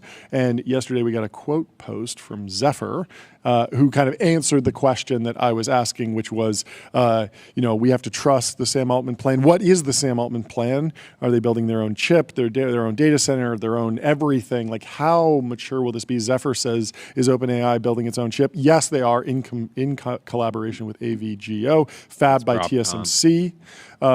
Will be available in the second half of 2026. That's forever in singularity terms, in my opinion. The second half of 2026 feels like it's a decade away, but obviously it takes time to actually design and fab these chips. But I want to know more. I want to know more about the plan. What were you doing on August 7th, 2009? August 7th, 2009. I was in college. Where was I? 2000. Well, instead of having a couple beers, you could have bought Broadcom at the IPO. Mm-hmm. It was $1.64 a share. It's now sitting at $345. There we go. There we go. So That would have been good. go back in time, John, and figure it out. Indeed. And I could have gone back in time and signed up for Turbo Puffer and been searching every byte. But you can do it today with the power of the internet. Serverless vector and full text search built from first principles and object storage. Fast, 10x cheaper, and extremely scalable. A Wordle game show is in the works at NBC. Jimmy Fallon is set to produce it. Get that size gong ready. Harvester Stallone says, well, you know what they say, strike when the iron's cold, and has been stored in the cupboard for several years. Yeah, Wordle. That was that a COVID phenomenon? I believe it was. 2020, everyone was doing Wordles. I still hit them up every once in a while. I like a good word game. I like a puzzle. Yeah. The New York Times has been on a tear. I like it is not true, but I like the meme that people will. The New York Times makes a lot of money from their games, and they have a separate subscription for games, and everyone kind of says, the New York Times is journalism on life support by games, and it's kind of evolved to the point where like they make 99% of their revenue from games. And it's like that's Gaming. not true. They got to get into gambling. They should get into gambling. That's a great idea. They have an insane user base. Yes. And they're a $9 billion company. Yep. So basically, the New York Times is valued the same as Polymarket. Yeah. And what could the New York Times do with? They could do mail order gambling. I would love that. Mail order prediction markets. I would love a daily gambling, the daily gamble. The daily gamble. Imagine the New York Times betting podcast. Yes, I have another idea for them. Since they're into games, they're into Wordle. They should do a first-person shooter. There you go. Don't you think it'd be good? We have Call of Duty, we have Battlefield. Yeah, Team Deathmatch. You go to NewYorkTimes.com and it just preloads a vibe code. You get to play as the legend of Mike Isaac. Yes, exactly. Yeah. Love it. You get Mike Isaac. Love it. Russell Paulson quoted our post. We were talking about the Anthropic ad campaign. Yeah. He added some insight. He says, this is all about values-based marketing. It's not about the hat or what Claude does technically. It's about how it makes us feel and how it elevates our inherent humanity. It's a breath of fresh air to feel like an AI tool makes us better rather than replaceable. Yes. Very well said. I like that a lot. And it does feel like a Although I pivot do from think the early this rhetoric. feels a little bit written like Claude. It's Maybe. not about the hat. It's about You can't. I like when I write now. I actively think like, okay, if I'm gonna try and put something in it's this, not that, I'll just completely rephrase the sentence to just be, just wildly different structure, because it just has a tinge to it these days. Yeah. But anyway. Ball says OpenAI plans to detect underage users and give them a model with more safeguards. This may clash with Colorado's SB 205, crazy. which prohibits algorithmic discrimination based on age. What is Colorado doing? One of literally millions of pro-social AI uses plausibly rendered illegal by that stupid law. Very interesting that a single state is going to be able to potentially create policy, nationwide policy around AI. I think David Sachs has been kind of ringing the alarm bells about this, and there's been a number of folks we've talked to on the show who have said that like the state by state stuff is going to make it really. It sort of turns us into Europe, where you have like one cookie policy that then cascades all over the place. At the same time, I feel like, is it not possible to just like geofence a feature? Still, I mean, you have 50 states. If they all have different laws, Yeah. Colorado only has 6 million people. We have 40. I'm not worried about the technical burden. Should be able to one-shot that with codecs. Come on, we're in the future. But I am worried about some weird situation where one of those Coloradoans is on the border and the cell phone tower that they connect to says that they're in a neighboring state, and then that creates a liability and there's a class action lawsuit, or they're using a VPN and the VPN doesn't count as actually leaving Colorado, and so there's a lawsuit there. And if it just becomes a legal precedent that requires you to treat the entire United States populace like the folks in Colorado, that could be very, very annoying and kind of just dampen everyone's experience. Because when I think about, we have kids, when I think about if they're using AI tools, like I like the idea of more safeguards. I like that if you open up the Disney app on Apple TV, you can choose don't show anything R-rated or PG-13. And just, content filtering, adult parental controls. Like, these are good tools that should be in the hands of parents, and they should be surfaced by the tech companies. Also, I don't really want, if my son's very into dinosaurs, and if he's someday talking with ChatGPT about dinosaurs, I don't feel like it's necessarily fully appropriate for for him to feel like he's becoming friends with the dinosaur machine. Yes, I would also. I think we're probably years and years and years away from him using LLMs. I would also just be worried about annoying syntax leaking into his vocabulary. He's like, "Dad, this isn't a Tyrannosaurus Rex. Bedtime. It's the king of the jungle." He's like, "Come on, dude. It's Why not are you bedtime. It's playtime." It's playtime. Which is basically the constant debate. Anyway, did we mention Profound? Get your brand mentioned in ChatGPT. Reach millions of consumers who are using AI to discover new products and brands. Always got to mention them. P.E. Cooper hit the timeline, built his own TBPN meme template, and he's putting it to use. What is this picture? Is this just how he sees himself as a royal lord? I love the enthusiasm to just hardline that you're a 18th century or 15th century king or something. Yeah. I like it. It's very royal. Very Bill Ackman. You can go check out. He has a meme maker. You can make your own. People have been adopting the TBPN trading card aesthetic. Thank you to Tyler Cosgrove for, I believe, inventing that whole strategy or something like that. I think you made the first one of the AI researcher that got 5 million views on X and then was shared all over the internet and wound up getting us on French TV. Did you wind up talking to the French journalist, by the way? I talked to them, but I don't think they wanted me as like an actual interviewee. Okay, they didn't film you?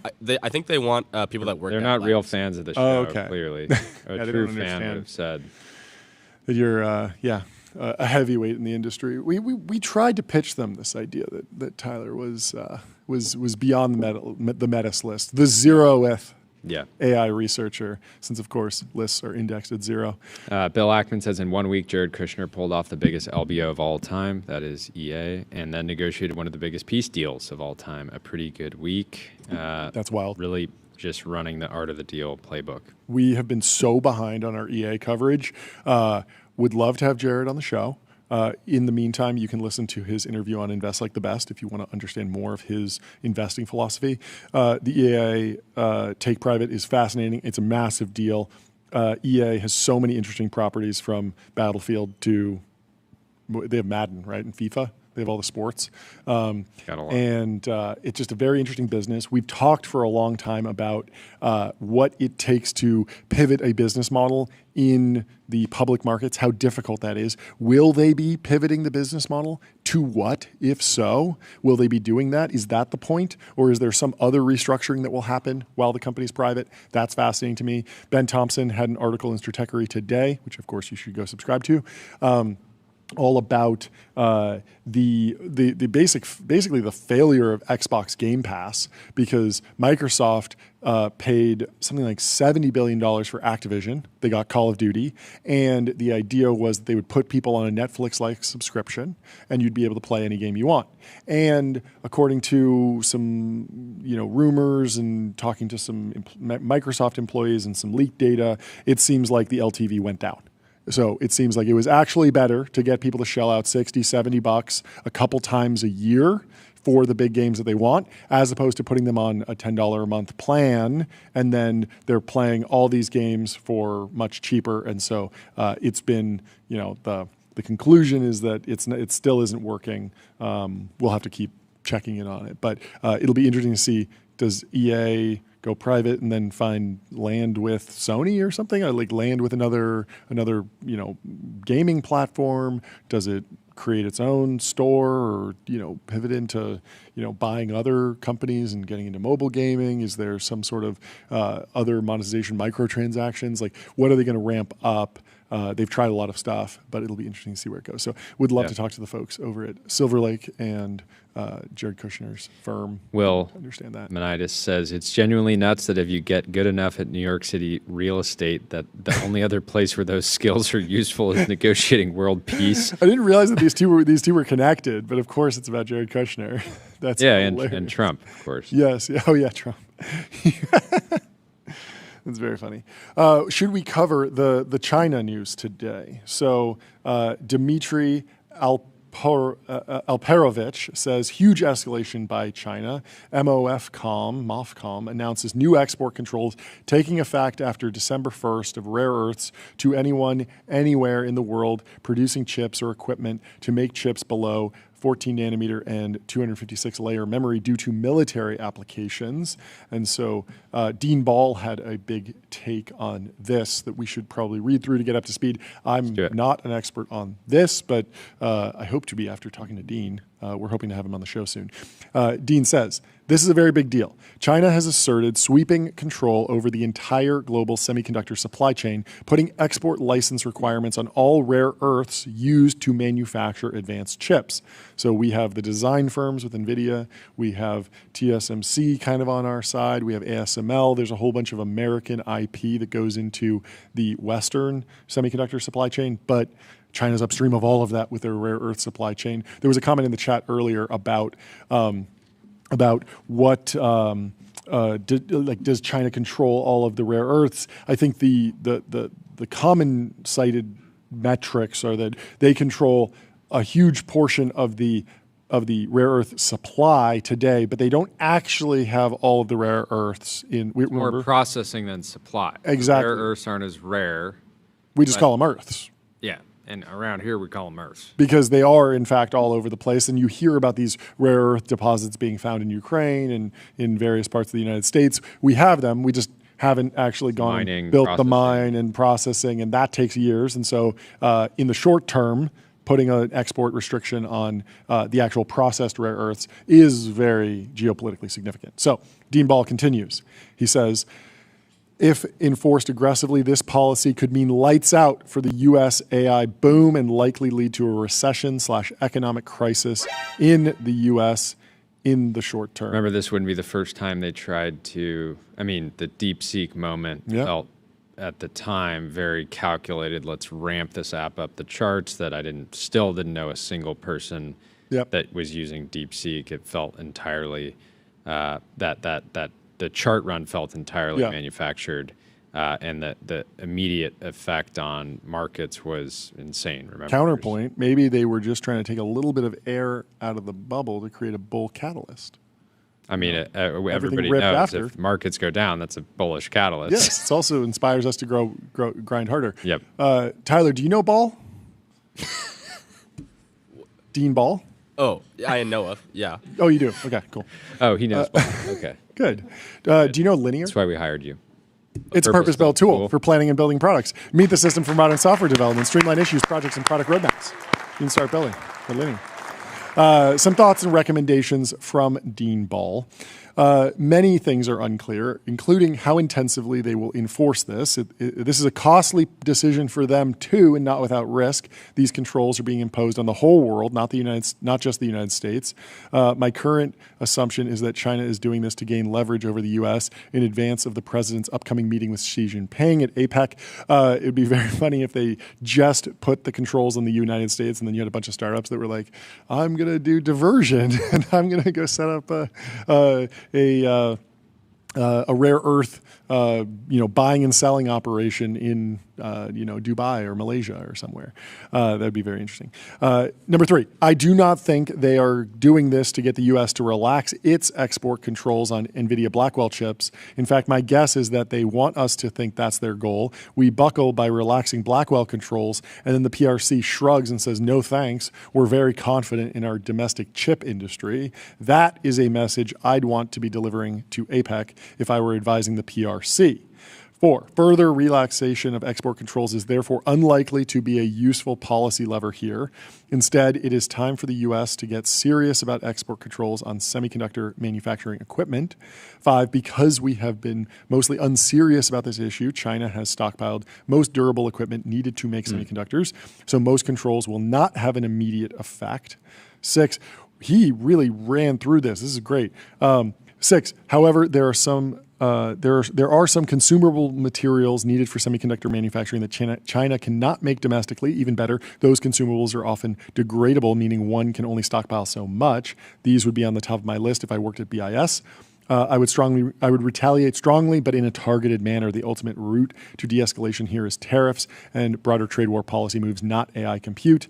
This only underscores the urgency for the U.S. plus allies and partners to accelerate domestic efforts to mine and refine rare earths. Let's hear it for that. The Trump administration has been especially strong here, and Congress allocated serious money to this goal in 03B. But all options must be on the table, including the Defense Production Act. Policy will be important here, but remember that these rare earths are essential to the functioning of the global economy. It has heretofore been hard to solve with markets alone because China already supplies these commodities in abundance and at low cost. But they are fundamentally just commodities. We can make them. And 10, to the extent China enforces this policy, they will have made the price of these essential goods infinitely high. Remember, most of all, that supply is elastic, not on arbitrarily short time cycles, but faster than most people think. So if the price is infinitely high, there will be a huge incentive to go start mining rare earth elements in the United States. Interesting, MP Materials is actually down 0.6%. In the last 5 days, which is, of course, the company that the Trump admin took roughly a 15% stake in rare earths mining. Well, Peter Haig says, sir, a second whispering to the president meme has hit the timeline. Is this a real photo? This feels like something that someone would have AI generated, but it looks real to me. It's from Reuters. And sir, a second ad read has hit the timeline with numeralhq.com. Sales tax on autopilot. Spend less than 5 minutes on sales tax compliance. I screenshotted that one twice. It was so good. Andy Jassy says, Joseph Carlson, the current CEO of Amazon, has been with the company for 28 years. Wow. Andy Jassy, what a run. In 2003, he played a pivotal role in creating and scaling AWS, which is the most valuable part of Amazon. A significant portion of the modern internet is powered by AWS. Amazon today is worth $2.4 trillion and is one of the most critical companies to the United States and the world. Yet, the CEO makes less money than many YouTubers, comedians, podcasters, professional athletes, and actors that don't manage or guide anything nearly as important or critical to the U.S. or have millions of employees.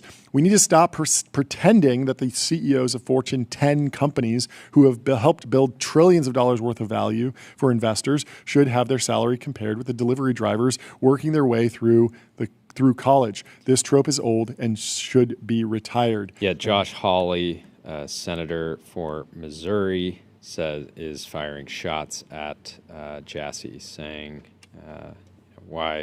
how is it pro-worker or pro-American that he makes at least $40 million a year while the average Amazon worker makes less than $38K a year?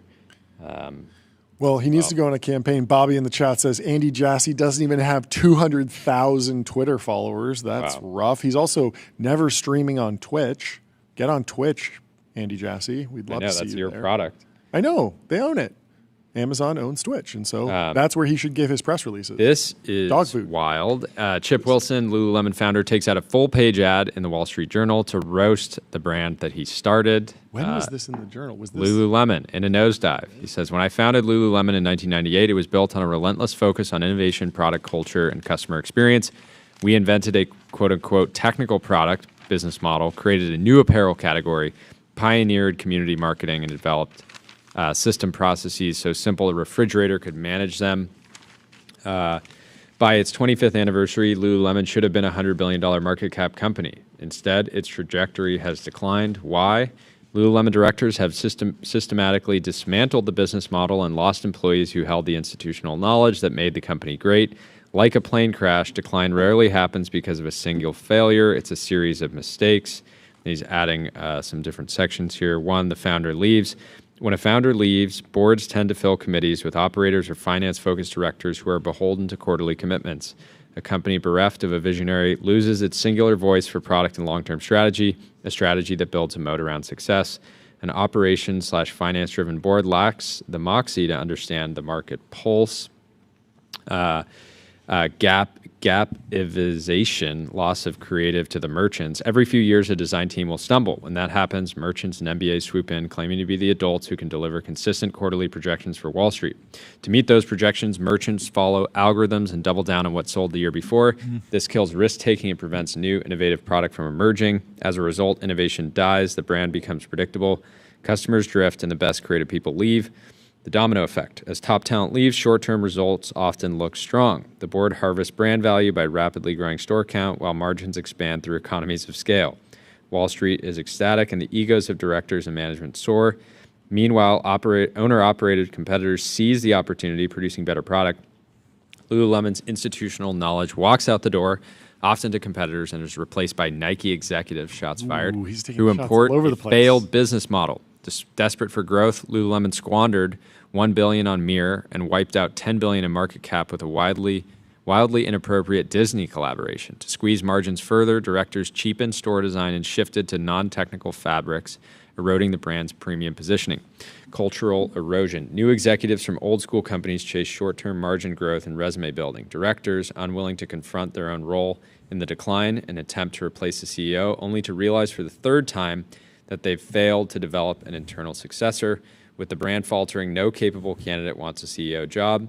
The nominating committee struggles to attract directors because no great leader wants to join a sinking ship. Loss of cool. The board insists on operator finance CEOs who can speak Wall Street, rejecting the idea of a product-driven CEO. These types of finance-focused CEOs don't know how to attract or motivate creative talent, or even worse, they think they understand how great product when they don't. Without an eye for outstanding design, the company dies a slow death. Lululemon forgot its muse, the woman who inspires culture, not just follows it. By drifting toward the mainstream and trying to appease everyone, Lululemon lost 50% of its market cap earned from brand power. It lost its edge, and with it, the ability to hire the best people.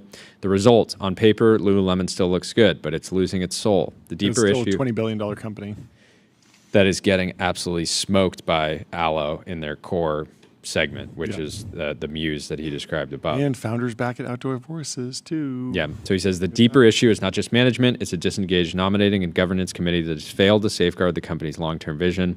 The path forward, I believe Lululemon can recover, but survival requires courage. Put product and brand back at the center.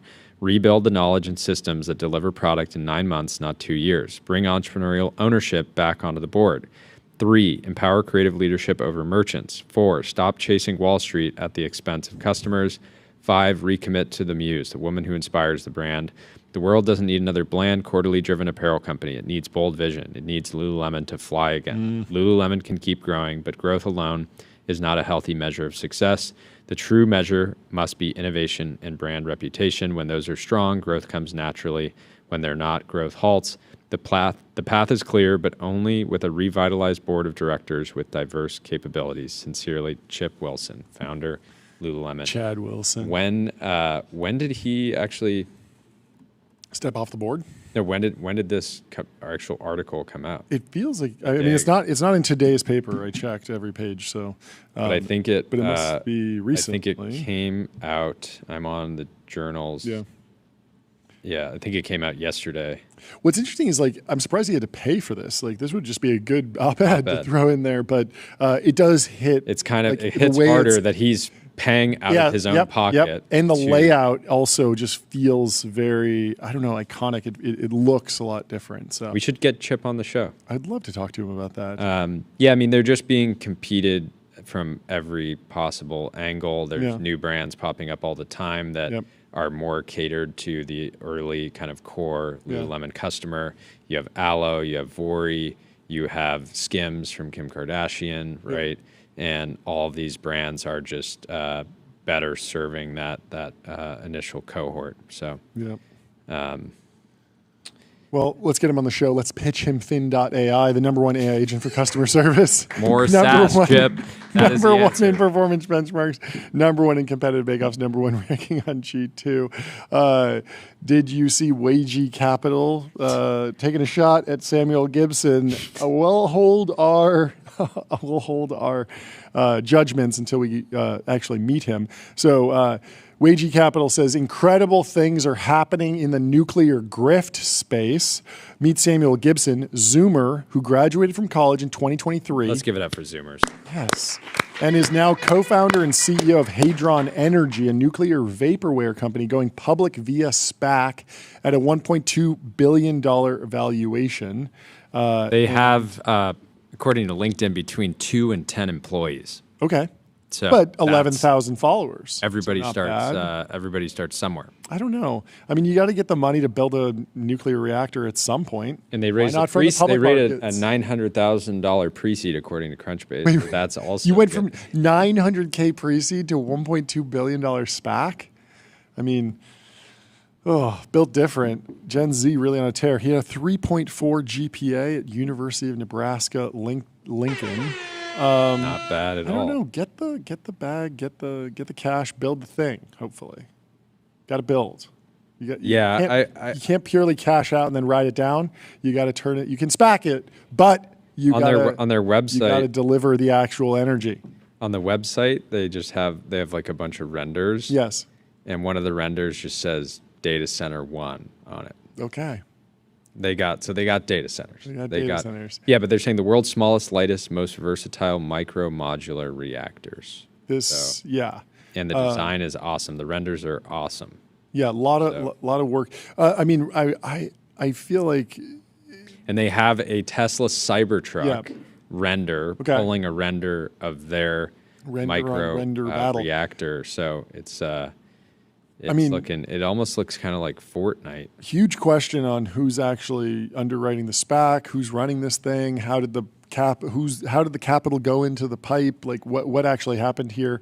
The SPACs are not inherently bad. You can raise money in a variety of ways, and if you go and actually deliver and generate a lot of cash flow, at some point you'll be worth way more than what you SPAC'd at. So good luck to him, but it does seem like a tall order. Well, I to think be building in one of the most heavily regulated.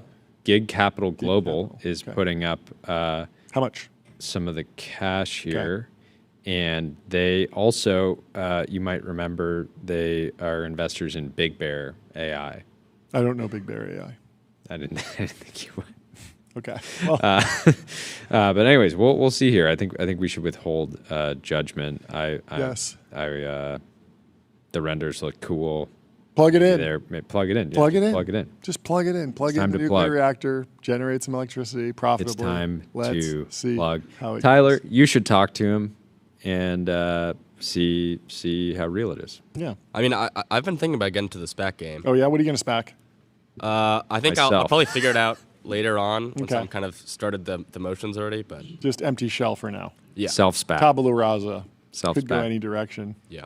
I'm surprised somebody hasn't tried to SPAC themselves with some type of income share agreement yet. During the NFT boom, someone did. Wasn't it Alex Token? Am I getting Yeah. that wrong? Yeah, but a lot of that he definitely, I think, started a trend of people. Isn't this the Ben Pasternak thesis as well? Everyone will have a coin attached to them or their project. Nathan Summers in the X chat. Are you guys hiring for a narrator intern? I have great cadence. He's a drummer and tonal variety for an exciting viewer experience. I also would hate to see a vocal cord strain cut down on your ability to run the live show DMs. Imagine being able Tyler, to say, reach out to Nathan. We Yeah. got to talk to this guy. Okay, yeah, he's just sitting here and we say, read me this Wall Street Journal article.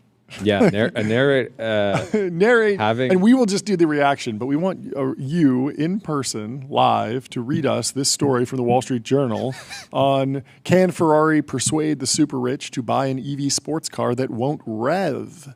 We're going to read this article, but first I'm going to tell you about ADIO, Customer Relationship Magic. ADIO is the AI native CRM that builds, scales, and grows your company to the next level. So the brand Ferrari is planning to unveil its first all-electric model next year. And it's a bold move. It's a bad time, probably something that was greenlit years ago, but we will dive into it in this Wall Street Journal article. And some backstory here. Please. Ferrari just updated guidance. Yes. They had a capital markets day.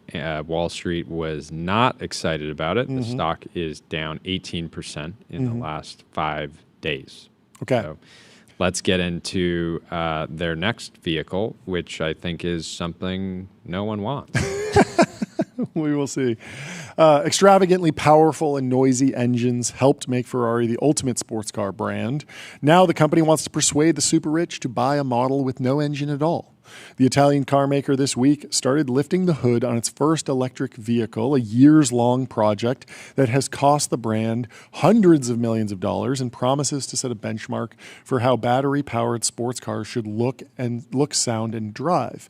At a glitzy launch event at its headquarters in Maranello, Italy, Ferrari showed off the technology that will power the EV, including a new electric axle, motor, and battery pack set to be made in-house at its factory. Wow, going vertically integrated all the way down to the battery on day one, that's bold. Which is wild because Ferraris have always been known to have electrical issues, including the Ferrari that I owned. Yeah. That I think I replaced the battery. Forget exactly how many times, but I had to replace the battery multiple times Yep. in a single quarter. So Skill issue.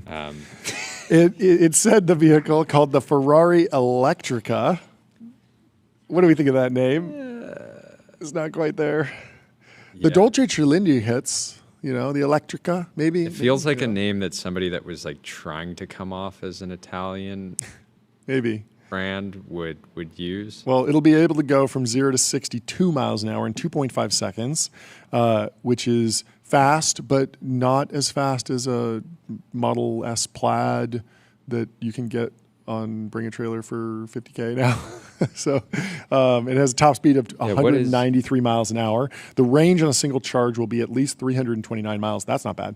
The company won't reveal what the model looks like until next spring, with deliveries slated to start later. Apparently, in the Model S Plaid does 1.99 seconds, although 1.99999 seconds. 999. I wouldn't Elon knows want what he's to up to. try that out, to be honest. You wouldn't, or you would?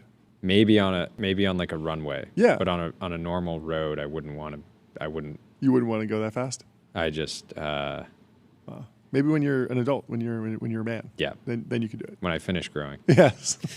The debut comes as the global auto industry adjusts to a slower transition to EVs than expected when Ferrari announced the project. So when Ferrari started working on this, everyone was saying everything's going to be EV. EV is going to dominate. It's not just going to be some like subcategory of the market. It's going to be everything. So you got to get in on it. And of course, other sports car makers such as Porsche, Lamborghini and McLaren have delayed plans to build electric models, citing weak demand. While Ferrari is committed to launching its first EV on schedule, it has scaled back its wider bet on the technology. At an Investor Day Thursday, which you mentioned, the company said EVs would account for 20% of its vehicle lineup in 2030, half the share previously indicated. We know that this bullish path for, is not big oil. easy. Ferrari chief executive Benedetto Vigna said in an interview, but we also know that we as a leader need to show the entire world that we can harness this technology. At the same time, the company plans to release many new vehicles with traditional engines. According to its latest product roadmap, the Ferrari Electrica is one of 20 models set to launch through 2030, more than previously planned. Despite the new models, Ferrari issued a cautious sales forecast, 5% annual revenue growth through 2030, and the stock fell 12%. Since being spun out of Fiat a decade ago, Ferrari has become Europe's most valuable car maker by persuading uber-wealthy gearheads to splurge hundreds of thousands of dollars on meticulously crafted sports cars. EVs pose a particular challenge for luxury sports car brands, which say roar and rumble are central to their identities and appeal. Ferrari, perhaps more than any other automaker. Imagine Nathan in the chat narrating this right now. I know, it could be so much electric. better. The brand is known for its noise. The Dolce Cilindri is naturally aspirated, meaning it doesn't rely on a turbocharger to push air into the cylinders, an old-school approach credited with a more natural open roar. Ferrari said its EV wouldn't mimic engine sounds as some competitors have, like the Kia EV6 GT. I forget what it's called, but yeah, that was an engineer from the M series, right? That's Hyundai, actually. Right. So the engineer who created the M division at BMW went over to Hyundai and created the N division, because N comes after M, and tuned up a bunch of the Hyundais to be performance cars. And one of them is the Hyundai EV6 or something. I'm getting the exact model name wrong, but it has not only engine noise that comes through the speakers, but a simulated dual clutch transmission that you can operate via paddle shifters that are entirely digital. And so you can essentially be rev limited and be redlining the car, even though it doesn't have a real red line. And a lot of the super old school car lovers tried it. Doug DeMuro and a bunch of other folks, Matt Farah from Smoking Tire, all tried it, and they were like, this is amazing. Like, I forgot that I was driving an electric vehicle after just a few minutes in the car. And so the prediction at the time was that every electric vehicle car maker would adopt that same simulation technology because it was popular, and it's a pretty easy feature to add. Seems like Ferrari won't, though. They're going natural EV. Yes. Instead, it will pick up the sound of what it calls the electric engine and amplify it into the cabin to give the driver feedback when required, so you'll hear the electric engine whirring. The company compared the difference between its conventional sports cars and the EV to the difference between an acoustic and electric guitar. Ferrari also faces the risk of EVs losing value faster than traditional models as the battery degrades. The promise of timelessness is a selling point for Ferrari buyers. The company leans into the economics of the luxury industry, carefully limiting supply to ensure that its top models retain their value over time, like Rolex watches or Hermes handbags. And if you want a Rolex, head over to getbezel.com. Your bezel concierge is available to source you any watch on the planet, seriously, any watch. So, Elkan also recruited Johnny Ive to work on the brand's first electric model. Oh, interesting. I didn't realize this. That's Love we From. talked about this with Love From having a Ferrari partnership. This is the car that was designed by Johnny Ive. That's fun. To make its electric cars, Ferrari built a state-of-the-art factory, which became known as the E-Building. After heavy investment, the question now is whether Ferrari's wealthy clients will want to drive the new model. Imagine, spending your whole life as, being obsessed with the Ferrari brand, learning to work on these engines, and then getting the tap on the shoulder and saying, you're actually going over to the E-Building. Yeah. And I think there's also this factor that it feels like the really highly engaged Ferrari buyer maybe doesn't care about straight line speed that much. It's never been a muscle car. The more exciting number that folks track is like the Nürburgring time. And the gas cars are still performing extremely well. Also, just the feeling Yeah. The factors Feeling is that important, for sure. Yeah, just the feeling of driving the Yeah. car, what the ownership experience, right? Yeah. The main critique of Ferrari from some of the more, I would say, casual Yeah. clientele is like the depreciation. Sure. Recently, the cars are just losing value far more quickly than they historically did. Part of that is already because the hybrids, right? The Yep. the SF90s, the 296 is also a hybrid, right? Is that depreciating? I thought that one was kind of holding its value a little bit more. A little bit better, but I mean, you can buy them for less than sticker with like Sure. way less than sticker for like 300 miles on Yeah, them. I would have expected Ferrari to try to go more towards something like a Nissan Cross Cabriolet. I would love that. Take the One of the Purosangue, most give it a iconic drop top. Yeah, iconic A silhouette. rag top Purosangue might be the move for them. This is interesting, though. Canadian collector Luc Poirier, who owns 38 Ferraris, said he was open to the idea of buying the EV, having found the company's hybrids engaging and emotional to drive. Obviously, the SF90 is a wild driving experience. I was in Dubai and rented an SF90 and took it out. It's pretty funny. They give you tickets in the UAE based on you'll get. They have cameras. They'll give you tickets without you even having any sense of it. So you can actually go out on a drive and get multiple tickets if you're not safe. I was the rental service was they keep like a deposit after long after you've returned the car and ensured that they're like, Didn't okay, get the car is tickets. good, But you might get more have gotten tickets. like 5 tickets. That's funny. And so we need to hold this. realize that. But Luke says, my only hesitation is reliability since it will involve so much new technology.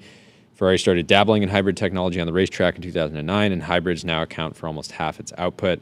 Vigna said Ferrari would apply lessons it has learned from hybrids to its EV. We will not sell an electric car without considering the expiration date of the battery. Many EVs and hybrids haven't performed well in the secondhand market, a problem typical of fast-moving technologies. SF90 and SF90 Spider, for example, have depreciated faster than comparable models with conventional powertrains, according to Haggerty. Again, there was a lot of people that bought SF90s at the top for way over sticker. It also came out during like the zero interest rate sort of bubble. So the auto loan rates were really low and a lot of people were flush from various crypto schemes and all sorts of froth in the market. Well, yeah, so everywhere. It was easy to buy it over sticker. Do you know David Lee, the Ferrari collector? He has over 40 Ferraris. I think are all in red. He has all the supercars, the F40, F50, the LaFerrari, the Enzo. He says to be a top client of Ferrari, you buy every car that they introduce, and he says he's planning to buy the EV. Yeah. But I wonder how many of those collectors will stick around if they just took a bath on an SF90. They're not doing well in their 296s. Yeah, but so City analyst Harold Hendrisky says it is somewhat surprising that Ferrari is going ahead. Overall demand for those cars is minimal. We were talking earlier off the air, just saying they had such an amazing opportunity to let the rest of the automotive industry go heavy. You know, Porsche went heavy into EVs, is now pulling back. Ferrari could have said, we never wanted to go into EVs. We like, naturally aspirated V12s. We're going to continue to focus here. If they were the one that never did the EV, It would have been crazy. It would have been a very special thing to the brand, and now they're still like in the same conversation as Porsche and Lamborghini and McLaren and whatnot. But again, if you're a client and you want access to the F80, you better believe that you are Pick up a couple of these. Go into your dealer, pre-order a few of the Ferrari Electricas. Yeah. At the same time, like I feel like if you're David Lee, you own 40. Like you definitely want to own the first EV just because it's going to be interesting to see what Ferrari does with an EV. Like it will be a different experience. There will be a Ferrari twist or take on EV. Yeah. Even though that's I'm so interested to see what happens with the Purosangue. Yeah. From a depreciation standpoint, they're holding up well now. It's a naturally aspirated V12. I think it looks, people debate the looks all the time, but but you can always put a Monster body kit on it and get the Puginator, and then you're good. We'll see how these hold Maybe up. lower I think, it, make it off-road edition, having Safari edition. I don't know. The Urus has held up incredibly well because it still looks exactly the same as it did in 2019. Yeah, it hasn't been so refreshed. People happily continue to purchase a older Urus and use it to sell courses or whatever they do. But I don't know about it's hard for me to imagine people paying $500,000 for a Ferrari SUV or even $400,000 in a few years, right? Well, if you want a Ferrari for your bedroom, get an 8 Sleep. Pod 5-year warranty, 30-day risk-free trial, free returns, free shipping. I'm back on a roll. I got a 93, 8 hours, 23 minutes. Let's read this post from SMB attorney who says, wait, what'd you get? I got a 93. Oh, I got an 89. Two 90s back to back. SMB attorney says, people keep telling me the American dream is dead, but every day I meet entrepreneurs who know more about SEC football than accounting, drive trucks, and think getting dressed up means a good pair of jeans, who've made millions running businesses that clear land, trim trees, and install equipment. The American dream is alive and well. It's just hidden behind hard work and a little bit of sweat. We have to get a plumber or an electrician on the show that's cashing in on the data center boom. There has to be some guys that are on their way to at least getting a PC-12, turboprop. I wouldn't be surprised. But I think that this post is more just about, like, you don't need to be a janitor at a data center to experience a boom. If you're just running a well-run operation and have scaled it, there's a reason. The meme is the private equity guys will come and buy these companies, but the reason they do is because they're good companies. And so maybe there's still an opportunity there. And there's also opportunity in the public markets on public.com. Investing for those who take it seriously. They got multi-asset investing, industry-leading yields. They're trusted by millions. They now have direct indexing. Yes. I am playing around with. Well, what do you got? Wilmanitis on the timeline. Back. With a longer post. Take us a minute Back. to read through this, but should be fun. Get started. I'll be right back. He says, you can leave the kingdom, but you're still paying tax. Incumbents realize their industry is too regulated and too consumer unfriendly for growth, so they build a parallel, less regulated, often cash pay alternative next door. The parallel system is easier, but causes massive consumer harm. I've seen this myself. The prime example of this over the last 5 years is the rise of telemedicine pill mills in healthcare. Think of the healthcare industry as defined by two factors. One, extremely limited supply. Medical doctors are scarce and costly. And two, a principal agent problem with payments. Your insurance pays and you don't. This has allowed the industry to behave in incredibly weird ways. Costs can constantly grow, patient experience can constantly degrade, and clinics will still fill up with wait lists because patients trust it, need it, aren't paying for it, and have no choice. As a result of this, we saw a world where patients replaced their primary care doctor with a fleet of telemedicine pill mills for lifestyle drugs.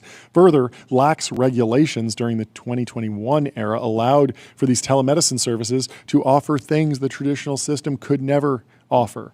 Fun lifestyle drugs with limited medical supervision. Sure, it was a better experience, but that patient went from having 75% of their care subsidized by insurance to having 0% of their care and drugs subsidized. The parallel system passed costs on to the consumer.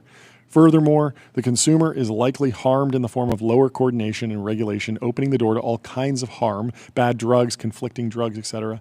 How many people do you know that are now on 4, 5, 6, or 7 drugs of dubious medical need? I actually don't know that many people that are on that, but I certainly hear stories about it. Flip a coin. Either way, the percent of your income spent on healthcare is going up. That seems true.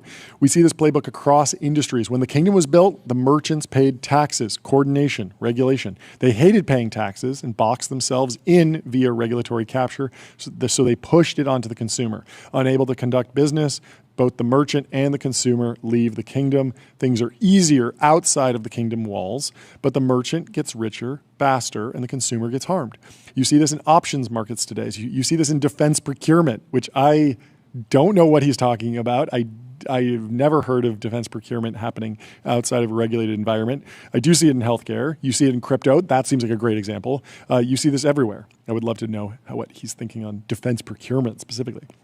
We build palaces of regulation to prevent consumer harm and force consumers into unregulated legal gray area systems in order to conduct business. It's easy to see why. This is a durable economic effect we see across economies. You can simply squeeze more growth out of an unregulated market. Look at rising Asia. And the U.S. has allowed for a continuously developing set of emerging economies by its glacial pace of gray market regulation. We should view this as an incredible indictment of a regulatory state. The solution is to overregulation of essential industries, isn't to allow the progressive construction and delayed regulation of legal gray areas. The solution to overregulation is to remove regulation on existing industries. Parallel construction of regulated system harms consumers. And I have a great example of this that I've lived for years, but I can take you through Hit it. me. So, Juul. Started 10 years ago, got immensely popular, and was so regulated by the FDA that at one point they were banned, and then they finally got approved. And all of this was justifiable in the micro, but during the time that they were banned and going through all of this, guess what happened? There was an entire massive gray market of illegal vapes that weren't even trying to be approved by the FDA. They weren't participating in the regulated structure. They were not in the kingdom. They were just out in the gray market, and they saw that video so too big, of like a child testing the vape. Yeah, like they were coming off the line. A child in China's hitting them all to make sure they're working, and then before they ship them out to America. Yep, so crazy. Really dark. So the market moved to gray market, and I don't know what the stats are most recently, but at one point, illegal vapes, mostly imported from China, were the second largest category of nicotine consumption after cigarettes. So it was much, much bigger than Juul and the companies that were trying to be regulated. There's obviously regulation that needs to happen in this category, but if it takes 10 years, yes, there is a gray market that's going to develop. And so I firmly agree with Will. I've seen it in the business that I know best, and he's obviously seen it in the medical space. I have no idea what he's talking about in the defense space, but do you have any thoughts on Will's latest long post? The Yuga, as he puts it. The Yuga. I don't know. I think it's interesting that we haven't seen more about the pill mills and all the telemedicine shops from the 2021 era. We were hearing rumors working through the courts. Yeah, we were hearing rumors of like ATF getting involved or the government getting involved. Some of these companies going bust. A lot of them, they kind of had legal problems, and then they just kind of melted away and they just became quiet, and I haven't heard from these companies.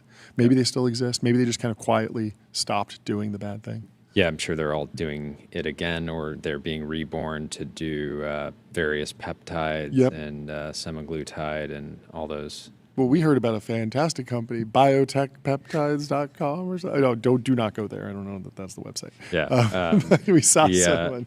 Saw somebody, friend of the show. Friend of the show, shopping for Chinese peptides offline, and the website was just called Biotech Peptides. Doesn't seem like the most legit It company. seems extremely legit. I love biotech. It's the most important technology, you know? It's like reliablemedicine.com. It's called medicinedicine.com. Yeah, basically. We haven't talked about this First Brands bankruptcy. Did you see this? I don't know anything about this. I'll read through a piece in the Journal from yesterday. Yeah. So First Brands, auto parts supplier First Brands crashed into bankruptcy last month. Now banks are sifting through their exposure to the company and its chain of customers and suppliers. Jefferies on Wednesday said funds run by an asset management unit, Point Bonita Capital, are owed $715 million from companies that bought First Brands parts. UBS, in bankruptcy court filings, said funds it operates, including through its O'Connor hedge fund unit, which the bank agreed to sell earlier this year, have around $500 million of exposure. The exposure is also mainly to customers that owe First Brands money. A person familiar with the matter said the twin disclosures from the banks illustrate the tangle of financing that flowed through First Brands, which collapsed in late September, owing more than $10 billion in a messy and sudden unraveling. Newly appointed directors have said they are probing irregularities in its financing arrangements.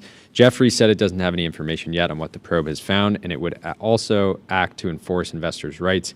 UBS also said in a statement that it was working to protect investors' interests. Of course they are. Neither firm indicated any significant direct exposure. Analysts at Morgan Stanley calculated Jefferies' possible total exposure as an investor in the funds at $44 million.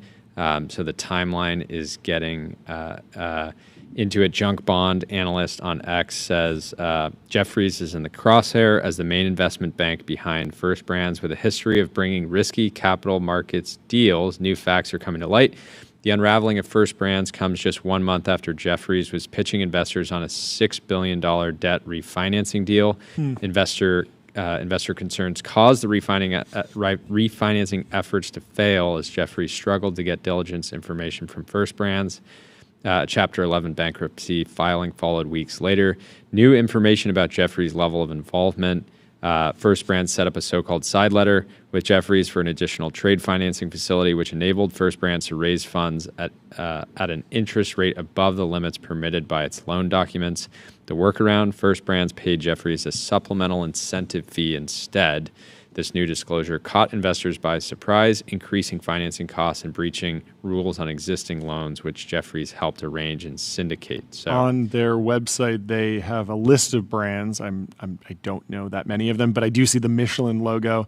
They don't actually own Michelin. I was thinking that they might also own the Michelin Guide, but they do license Michelin in tires, I suppose, or wipers. Actually, Michelin wipers. They sell. They don't sell the tires. Interesting. I was not familiar with this company before we pulled it up. Anyways, still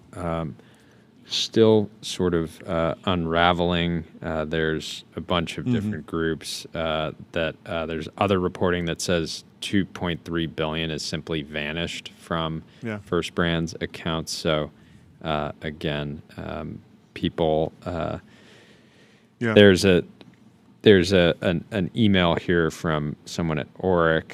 That says, Wheel team, thank you for your help yesterday in respect of the orders and our clients' comments. We would like to set up a call with you today to ask 2 questions which our clients needs for informational purposes. First, do we know whether FBG actually received 1.9 billion, no matter what happened to it? So we got almost $2 billion just missing. Second, would you tell us how much is in the aggregated accounts in respect of the factored receivables as of today? And they answer 1, we don't know. 2, $0 in their accounts. So big multi-billion-dollar mystery here, and we'll see how this turns out. Well, Clark in the chat says is talking about the example I gave about vapes. He highlights that something similar happened in THC with Delta 8 and THCA. I completely agree. It was the same thing. That there was for a decade or longer, like people were saying, "Oh, there's going to be like a federal bill on where does America stand on THC?" And it just kept being kicked to the states and is legal in medicine in some areas and then recreational in others. And in that time, basically you go to one of these trade shows and every gas station owner is there buying like basically whatever they want. And it's just like a complete failure to just have clarity around what the market structure should be. So lots of work to be done on the regulatory side, unfortunately. Without further ado, I think we have our first guest in the Restream waiting room. Let's bring them in. Let's bring in Preston. Here we go. Welcome to the show, Preston from Relays. Hey guys, it's great to be on. Great to have you. Give us a quick introduction on yourself and the company, and then we'll get into the news. Yeah, of course. My name is Preston. I've been working on Relays with my co-founder, Eitan Borgnia. And we've recently raised $23 million as a Series A from. There we go. When John gets back, we'll hit the gong. But how did you get into building Relays? When did you start it? What were you doing before? Yeah, that's a great question. Before this, we were both PhD students. So I was doing my PhD in physics. My co-founder Eitan was doing his PhD in machine learning. Same college? No, I was at Harvard and he was at U Chicago, but we went to Caltech as undergrads together. Very cool. Very cool. So straight from PhD program into Relace, did you drop out, or did you guys actually get your degrees? Yeah, we dropped out. There you go. There you go. ChatGPT had just come out, and we were like, "This is the time to do it." Amazing. What? Obviously, hyper competitive category, tons of activity. What's been your guys' initial edge and focus? Yeah, so we've been really focused on approaching the developer experience from the experience of the agent itself. And so we don't consider ourselves like competitors with like Cursor or Cognition or anything like that. We're building the infrastructure that someone would want to use when they're building AI agents. And so what we've focused on to start are all these auxiliary models that make these AI agents more reliable. As an example, if I'm a human, I love my autocomplete. I love my tab autocomplete. If I'm an agent, I have a different set of models that are really useful to me. So this is like what we've started out with. This is like our fast apply model, which applies diffs, and our embedding and re-rank models, which is able to find the relevant code in your code base in less than a second. And this is used by 40 companies, including like Lovable and Figma, et cetera. How do you think OpenAI's Agent Builder product is gonna play out? It seemed like a cool like new capability, but I'm not sure. I haven't had the pull like the other products that they've released in the last couple of weeks to just like jump in, try it, play around. What's been your read on Agent Builder from OpenAI? Yeah, I've heard good things. I mean, it looks very beautiful. It's definitely a different category than what we've of course. been building in. But I think the launch went really well. Yeah. What does success look like over the next 12 months? Yeah, for us, we really want to now, with this raise, optimize the infrastructure along with the models itself. I think, as an example, like Cursor has done such a great job of optimizing the product with the models. And so all the models that you have within your IDE, the apply model and the tab autocomplete, make this product work very seamlessly. We want to do the same thing for the infrastructure. And so we recently also released Relace repos along with our Series A announcement. It means that you can now have retrieval embedded directly into your source control. And we're really trying to like reimagine like, hey, like what does source control look like when you have access to models to make it better and when you're like exclusively focused on building it for the agent, the code agent. What's the biggest company that you've pitched or talked to in customer development? I'd love to know the mood and the receptivity. We've seen some news about like the Fortune 500 trying a bunch of AI stuff and then kind of pulling back from it. Have you talked to any big companies? And can you share any context on how bigger companies are thinking about adopting AI broadly? Yeah, and have you even been focused there, or are you focused on scale-ups like Lovable and sort of founder mode companies like Figma? Yeah, I mean, we're talking to all of the big vibe coding companies. Sure. Lovable, Figma are some of the examples. I think the way we think about this is that these LLMs are going to continue to increase in capability. We're seeing kind of what dominoes fall in the first, say, like year and a half of like models that are like reasonably good at coding. And so already, if I need a marketing website or a simple presentation, I can actually like vibe code that on like Replit or Lovable. I think over the next year, 2 years, 3 years, as we continue to see the capabilities increase, more and more things that are now traditionally software will be able to express in code. And this is like what we're very interested in. This is why we're saying that we're building the Rails for software on demand. It's because we've seen people build like PowerPoints and decks in TypeScript and React instead of using PowerPoint anymore. We've seen people use like consumer TikTok filters that are entirely expressed in code. This is one of our customers, Gizmo. And we think that a lot of what we might not consider software today will end up being software, and the thing that runs and creates it is going to be a coding agent. Well, congratulations on the round. I'm gonna hit that gong. Boom. Have a great Congratulations rest of your day. on the raise. I'm sure we'll have you back on again soon for the B. Yeah. With the way things are going currently, and congrats on all the initial traction. Have a great rest of your Thank day. you so We'll much. talk to you soon. Cheers. We have a review from Trip Carolyn that we got to read through. He says, and of course, as a reminder, if you leave us 5 stars on Apple Podcasts or Spotify, put an ad for your business in that Review. We'll read it on the show. Gulf Streams, Wrist Hitters, impeccable ad reads, the daily coverage of technology news. What more could one ask for? Between John and Jordy, they have the height and the hair to revolutionize technology and private capital commentary, putting the TB in capital G journalism. I have been an avid fan from the inception and will be for life. Cannot recommend more to anyone interested in business, technology, or loud opulence.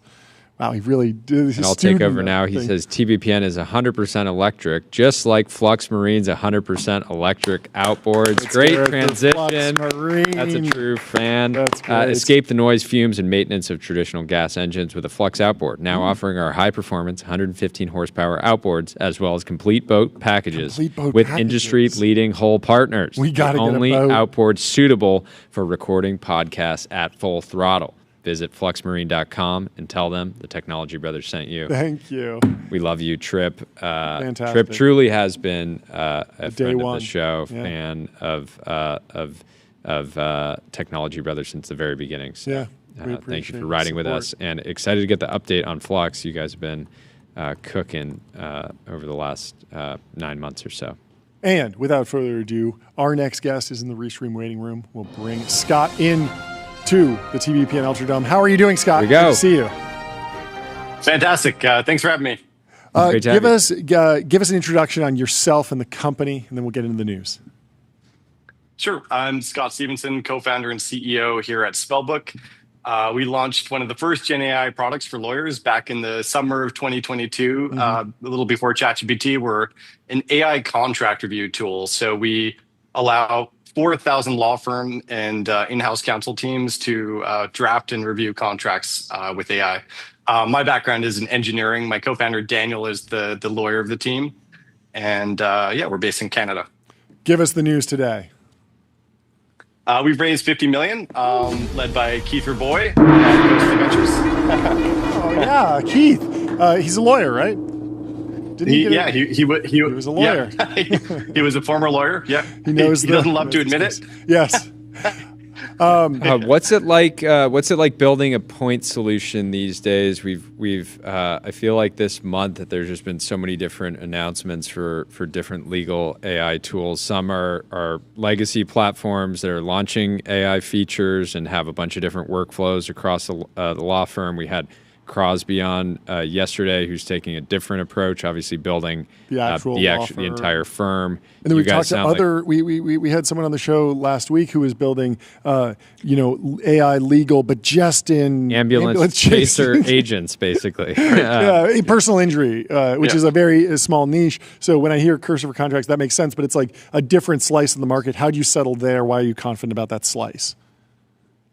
Yeah, sure. So I guess there's a couple questions there. Like one, we like being a point solution. So we think of our product often as like a toaster. Like there's a lot of broad AI solutions for enterprise right now. For the beginning, we're going to be a toaster for contract review. So really easy to use, really easy to adopt. We don't even do a sales call most of the time. It's just like, welcome aboard. Let's get you using Spellbook in 5 minutes.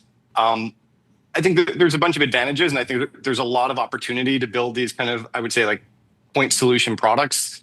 And there's a lot of very broad AI solutions out there.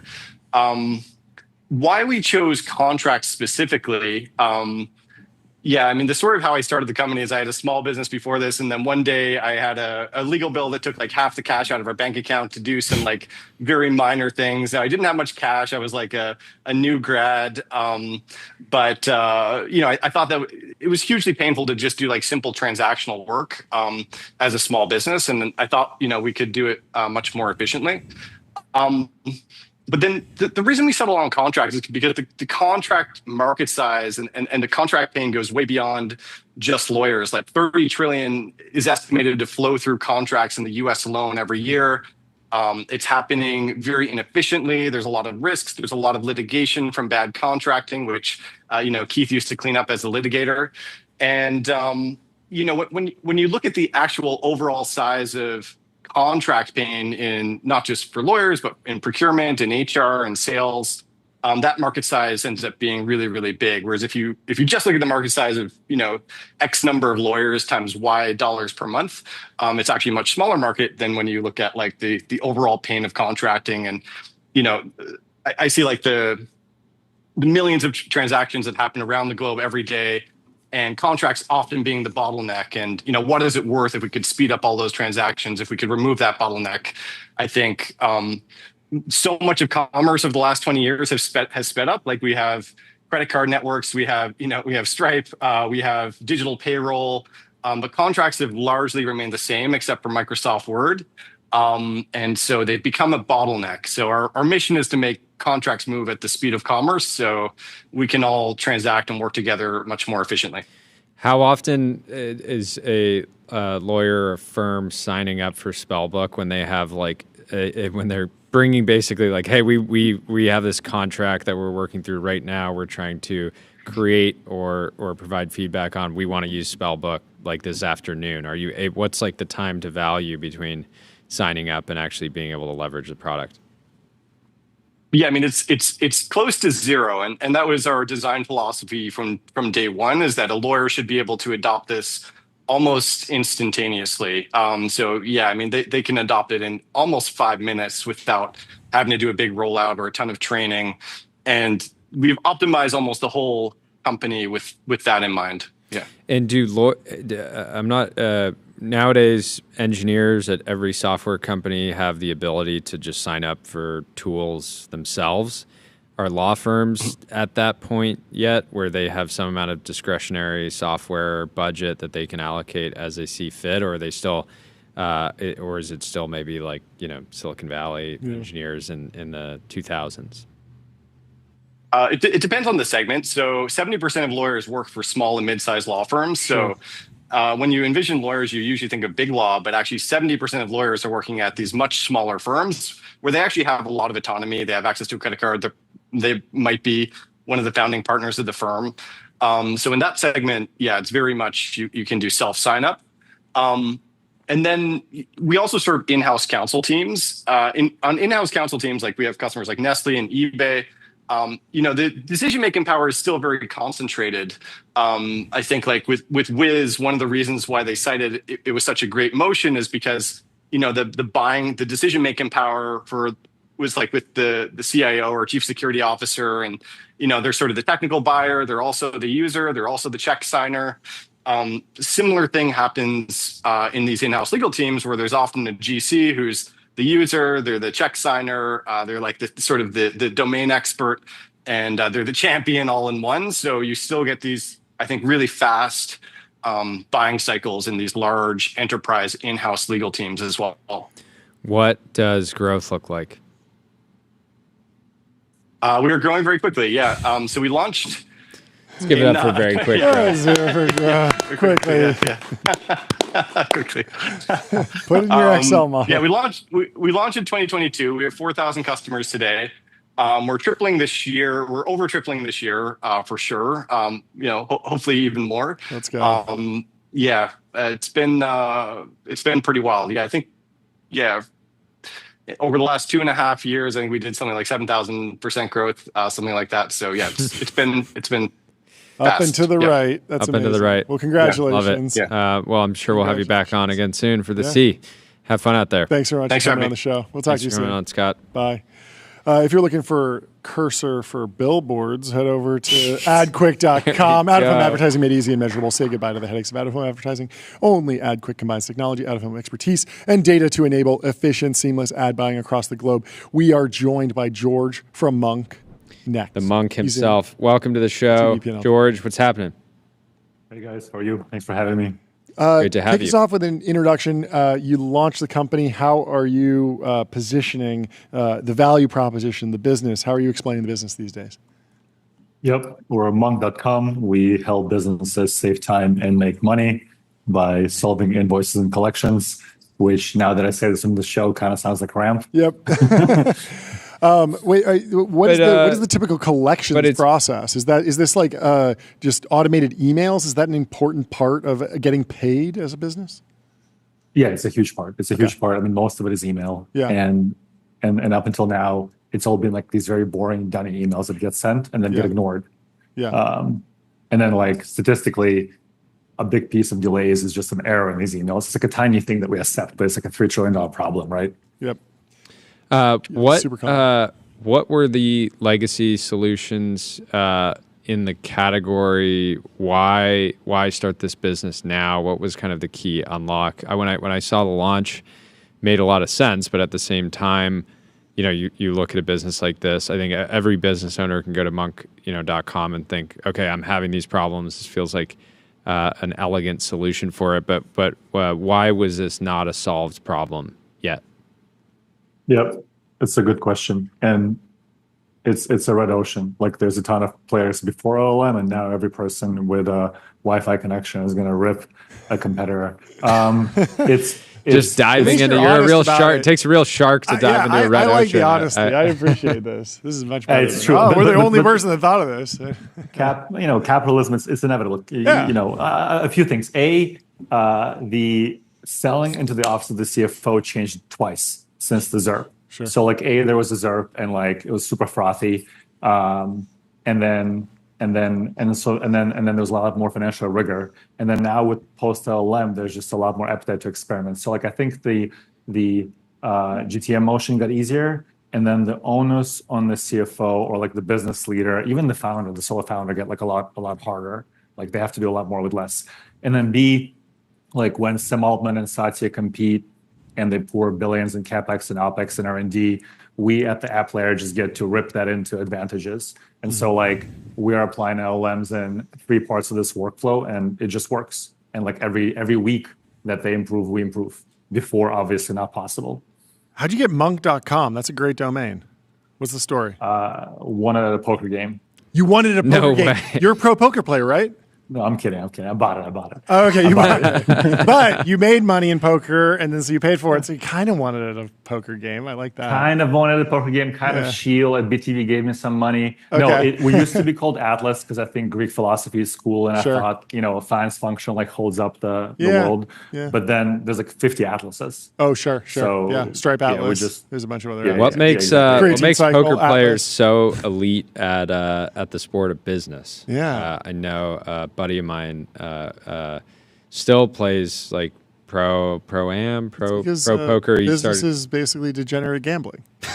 Professionalized. Just kidding. But I mean, don't you think you can sort of like cross apply from? I mean, you run a business and now you run a very popular show. You just cross apply like a lot of the same principles govern all these domains, right? Yeah, totally.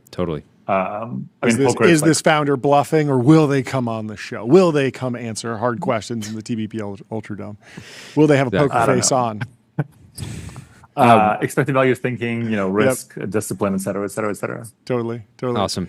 Take us through the round real quick. What happened? You mean like the money? Yeah. I want to money. ring the gong. How much dollars. you raised? From who? The greenbacks. Who are led by Sheila and Nihar on BTV. Yes, thank you. We love Shield. Is this from his new fund? He came on the show just like a week ago. He's already deploying, ripping checks. Or maybe you were the last one in fund too. I think I'm the last one on the fund too. Okay. Last one in fun too. Okay. Well, GTM fund and Yeah. VRail also helped, but yeah, Sheila and Nihar led. very cool. And tell us about the last company. Super interested. The last company, which one? Streamlabs? The one, Streamlabs. Yeah. It's story it's there? a big business. It's a creator economy business. Yeah. It's like we're a big developer for Twitch and YouTube. So Sure. like if you're a content creator and you live stream on Twitch, YouTube, or like back then when Facebook was Facebook, Yeah. you're using our tools. Yeah. So live streaming, patronage, moderation, et cetera, et cetera, et cetera. And we sold because we're a developer, and like Twitch was just ripping our roadmap, which Oh, is fine. interesting. Like, yeah, Yeah. Who'd you sell to? Logitech. Okay. Cool. Logitech. There you go. Awesome. Well, second-time yeah, founders. congratulations on the raise. Congratulations. It seems like there's quite a lot of demand. So good luck keeping up with it. Yeah, Awesome. thanks for the support. We'll talk Cheers, to you George. soon. Our next guest is in the Roost Room waiting room. But first, let me tell you about Wander. Find your happy place. Book a Wander with inspiring views, hotel-grade amenities, dreamy beds, top-tier cleaning, and 24/7 concierge service. It's a vacation home, but better. We have Zach from Meanwhile coming in to the TBPN Ultradome. Zach, how are you doing? There he is. Welcome. Great. Happy to be here. Great to have you. Please kick us off with an introduction on yourself and the company. We'd love to learn some. Yeah, my name's Zach. I'm a longtime fintech entrepreneur. I've built Meanwhile. Meanwhile is the world's first Bitcoin life insurance company, but our intention is to build the world's largest life insurance company. How does Bitcoin and life insurance fit together? How's the normal life insurance market work? How is this different?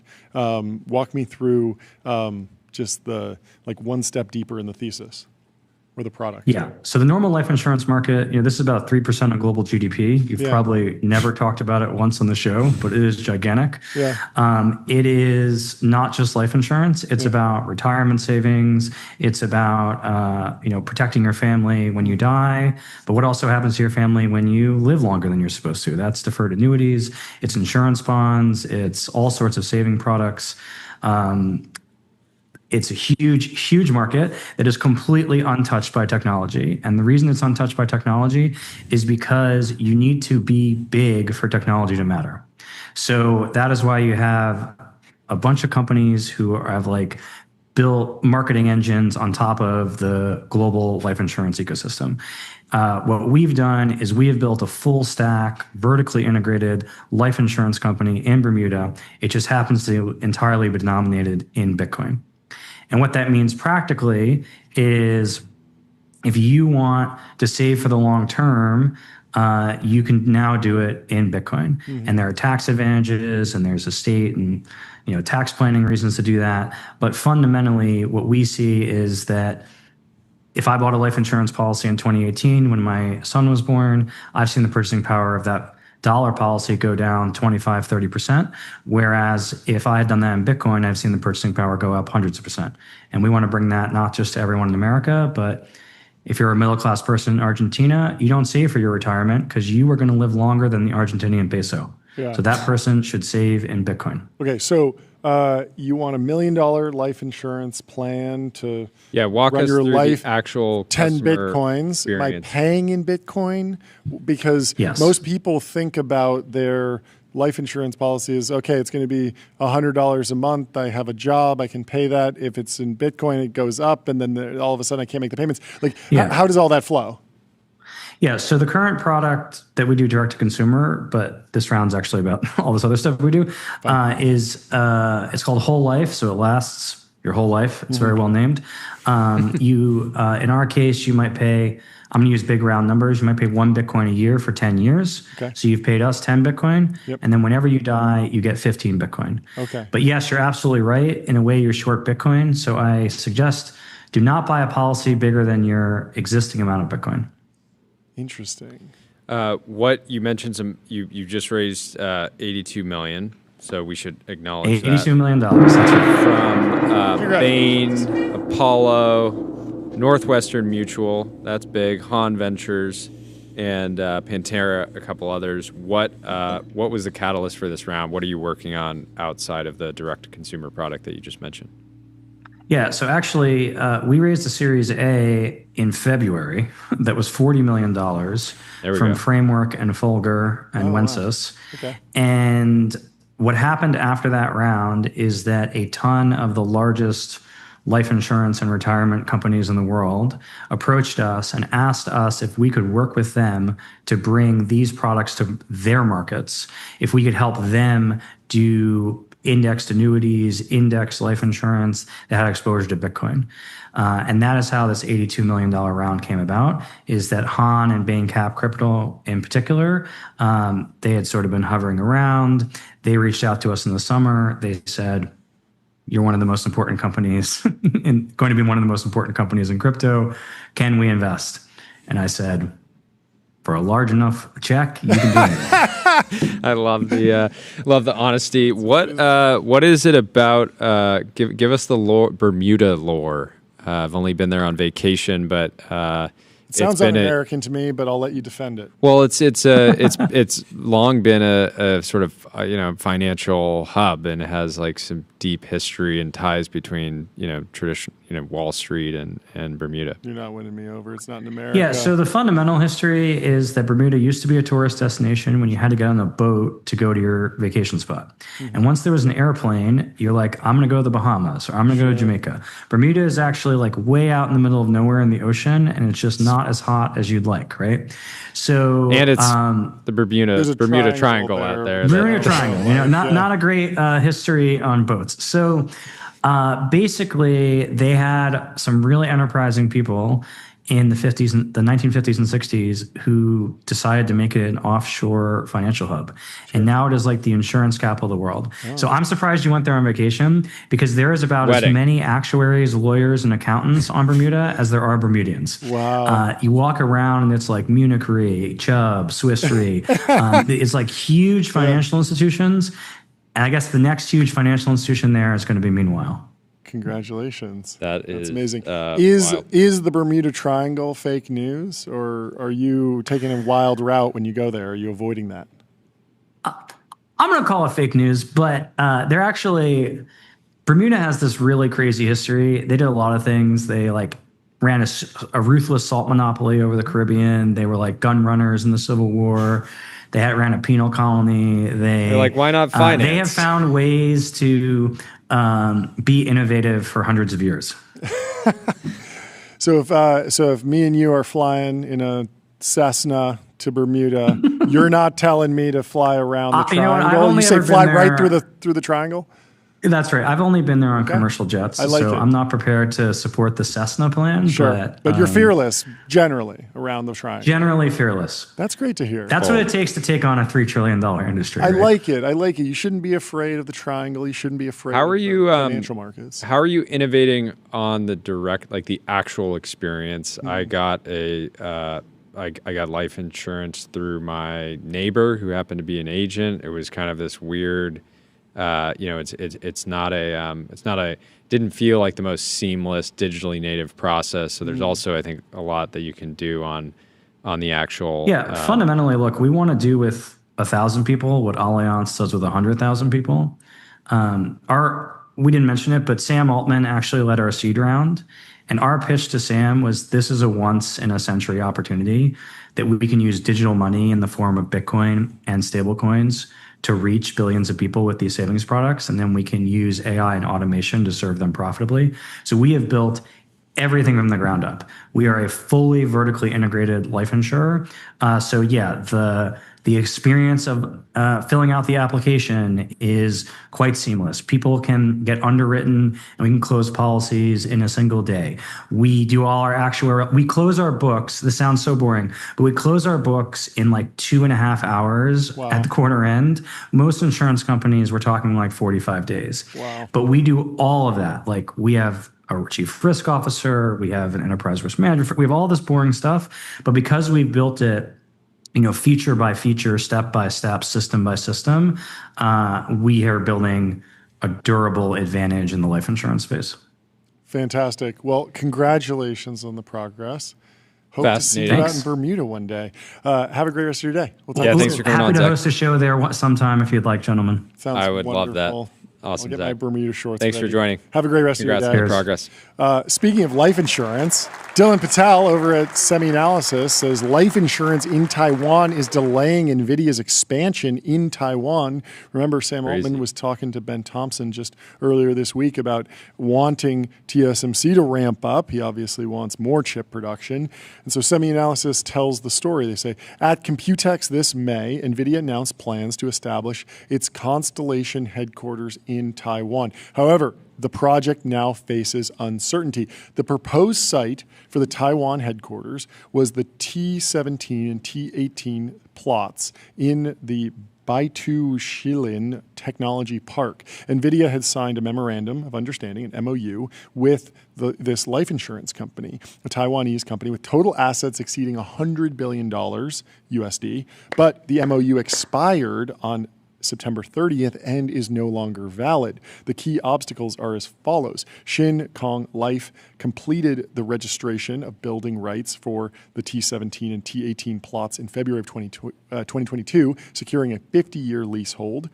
Shin Kong expressed willingness to directly transfer the rights of T17 and T18 to NVIDIA. However, the Taipei city government opposed this, arguing that Shin Kong must first construct the buildings and obtain an occupancy permit before transferring the rights. The government is concerned that if Shin Kong gains additional benefits from NVIDIA through a direct transfer, that may be seen as favoritism.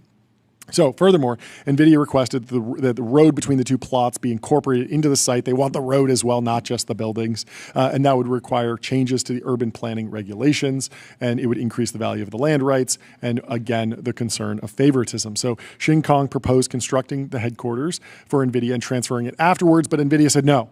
NVIDIA wants full control over the design and construction of its headquarters. You got to get a nice corner office for the big man who knows what Shin Kong's going to do if you let them build it. And a closet for leather jackets. Yes, a massive walk-in closet that makes entirely the same. I need leather jackets, jacket. lots of leather jackets, and the jackets come flying out of every possible closet. The Taipei city government suggested terminating the existing contract and signing a new one directly with NVIDIA. Shin Kong opposed this, citing its 50-year leasehold and expected rental income. The city's proposal did not account for Shin Kong's anticipated future revenue. Regarding rumors that NVIDIA may abandon its Taiwan HQ plans and move to India, Semi-Analysis has the following view. Taiwan's supply chain remains more concentrated and efficient than any of the other countries, and with the MOU expired, NVIDIA is free to seek alternative locations or quit the site entirely. Therefore, we believe NVIDIA will not give up on establishing its headquarters in Taiwan. That's where they want to be. The city government is reportedly leaping toward persuading NVIDIA to give up sites T17 and 18 instead accept a different site, T12, along with surrounding private land. Discussions with NVIDIA are expected soon. They believe the likelihood of NVIDIA accepting the T12 proposal is low, as the site is similar and surrounding private land involves many owners, which would drive up costs. So NVIDIA is duking it out with life insurance provider in Taiwan. In But other good luck to news, Jensen. REI announced it's shuttering its Soho flagship. It's also closing flagships in Paramus, New Jersey, and Boston. These stores will shut down in late 2026. Also, apparently, OpenAI is opening an office in the same building. Wait, really? As the Soho flagship. No way. I think Michael Miraflor was saying that on X, something about that being like very symbolic, yes. right? I have a lot of happy memories of being in visiting REI's as a kid. It was Yes. a wonderful, wonderful place. So hopefully this isn't a sign that it's so over, and hopefully someday soon we can be so back. Yes. I did want to close out. There's the Figure 3 robot. Okay, let's released take a today. look. We have a video Thought of we that. should pull up the video. I'd also like to pull up the video of Mark Zuckerberg talking about the barbecue, because isn't it the anniversary of that video at some point? Let's watch those two videos and then we'll get out of here. But first, While you pull it up, yeah, apparently, so Mark Cuban went in Sora Yes. and said free for all with his likeness. I went free for all as well. He did something What'd he that do? was even smarter than you, which you prompted it to always depict you as a bodybuilder. did. Cuban added a tag somehow that says "Brought to you by Cost Plus Drugs." I was going to do that with the ramp logo on my forehead. He did that? Yeah, That's he did amazing. it, and it looks, works? Yeah, it works Very funny. beautifully. Dylan Clever. posted a couple different screenshots. Very clever. Okay, let's watch this video. Thank you for pulling this up. We were just talking about humanoid robots with Martin Casado from A16Z. Whose Nobody company is does trying to do it. Nobody does videos like Figure. Got to give him credit for that. Fantastic launch videos. Where this is the third. So this is version 3, but they're still in alpha, and they haven't shipped these, or they installed some into a demo plant with BMW, right? But So they what's haven't- notable here is they're not. I scanned the video. I don't think Yeah. there's any. They're not just depicting it in a factory setting at all. Okay. It seems like this is a pivot away from going more consumer, commercial. which was one of my questions for Martine. What do you think, Tyler? Right at the end of the video, it's in a factory. Oh, it's in a factory at the end. And the other thing here that's notable, they look pretty- followed 1X Robots. That's who right. was doing the fabric covering. Fabric around looks the- way better, I think, than the hard metal. It just looks Yeah, it looks. I can see why. Oh, there's a house. Okay. I can see why the retail army just loves Figure. It's not a retail army. We're seeing the emergence of a new army, the private markets retail market. Retail army. Yeah, we need a new word for it. It's not retail necessarily, if it's private, but people have been pumping Figure It's a special on the timeline. army. It's a special purpose vehicle army. People have been asking questions about how much pumping is going on the timeline and whether it's too much. But I mean, it's a great video. It's a $39 billion company, John. Is it still? Wow. Still, yes. That's remarkable. Hey, look, that dog. That was an opportunity to make that a robotic dog. It is interesting that they're only focused for, straight shot to humanoid robot, no Boston Dynamics project, no four-legged friend first. A lot of the other robotics companies have kind of taken a more incremental progress. Do you think they trained on Biden's? It does seem like the walk of an elderly man. But it's a start. It's not.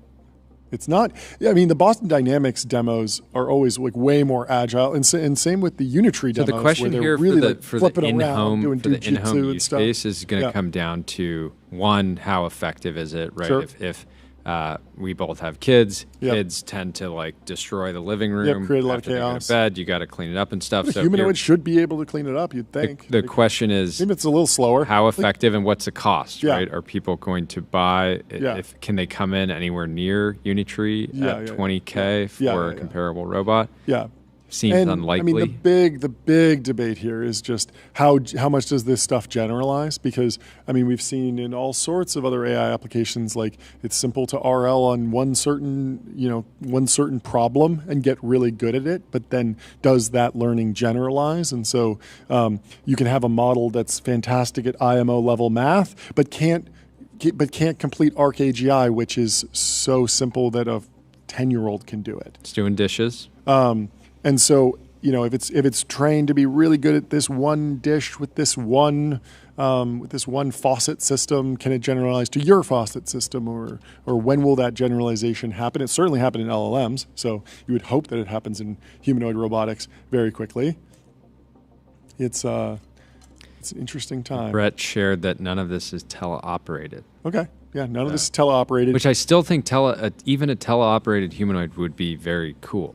That would be. Yeah, I mean, you're still paying by the hour more than just power. There is something that's very important economically about getting away from teleoperation over the long term. But I don't see a problem with teleoperation as a data flywheel, as a way to actually get these into people's homes. You're teleoperating them. You're collecting more feedback and data, and you can train that and roll that into reinforcement learning.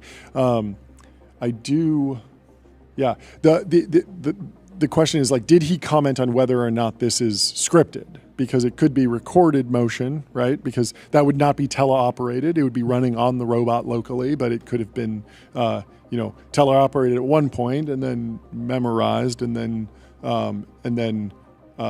played back effectively. Like, is this? There's a big question about like, how long has this robot spent I think in for this particular Figure environment? Yeah, for Figure to develop like legitimacy within like our bubble, like people are going to need to be able to do some type of live demo setting where they can be in the house with it and they can task it with doing things that aren't necessarily pre-planned, right? Yeah, there's something about like with the other AI companies in the LLM world, like the models go out, the APIs are available, the benchmarks are independent. Because if you can just walk into a room with a Figure robot, dump a bunch of laundry on the bed, and it just folds it and puts it away, that is going to be mind-blowing, but I don't know how I mean, to be fair, Noam Brown, I think at OpenAI was saying like, okay, like this is a nice example of the robot folding laundry at a table. What happens if you raise the height of the table 6 inches?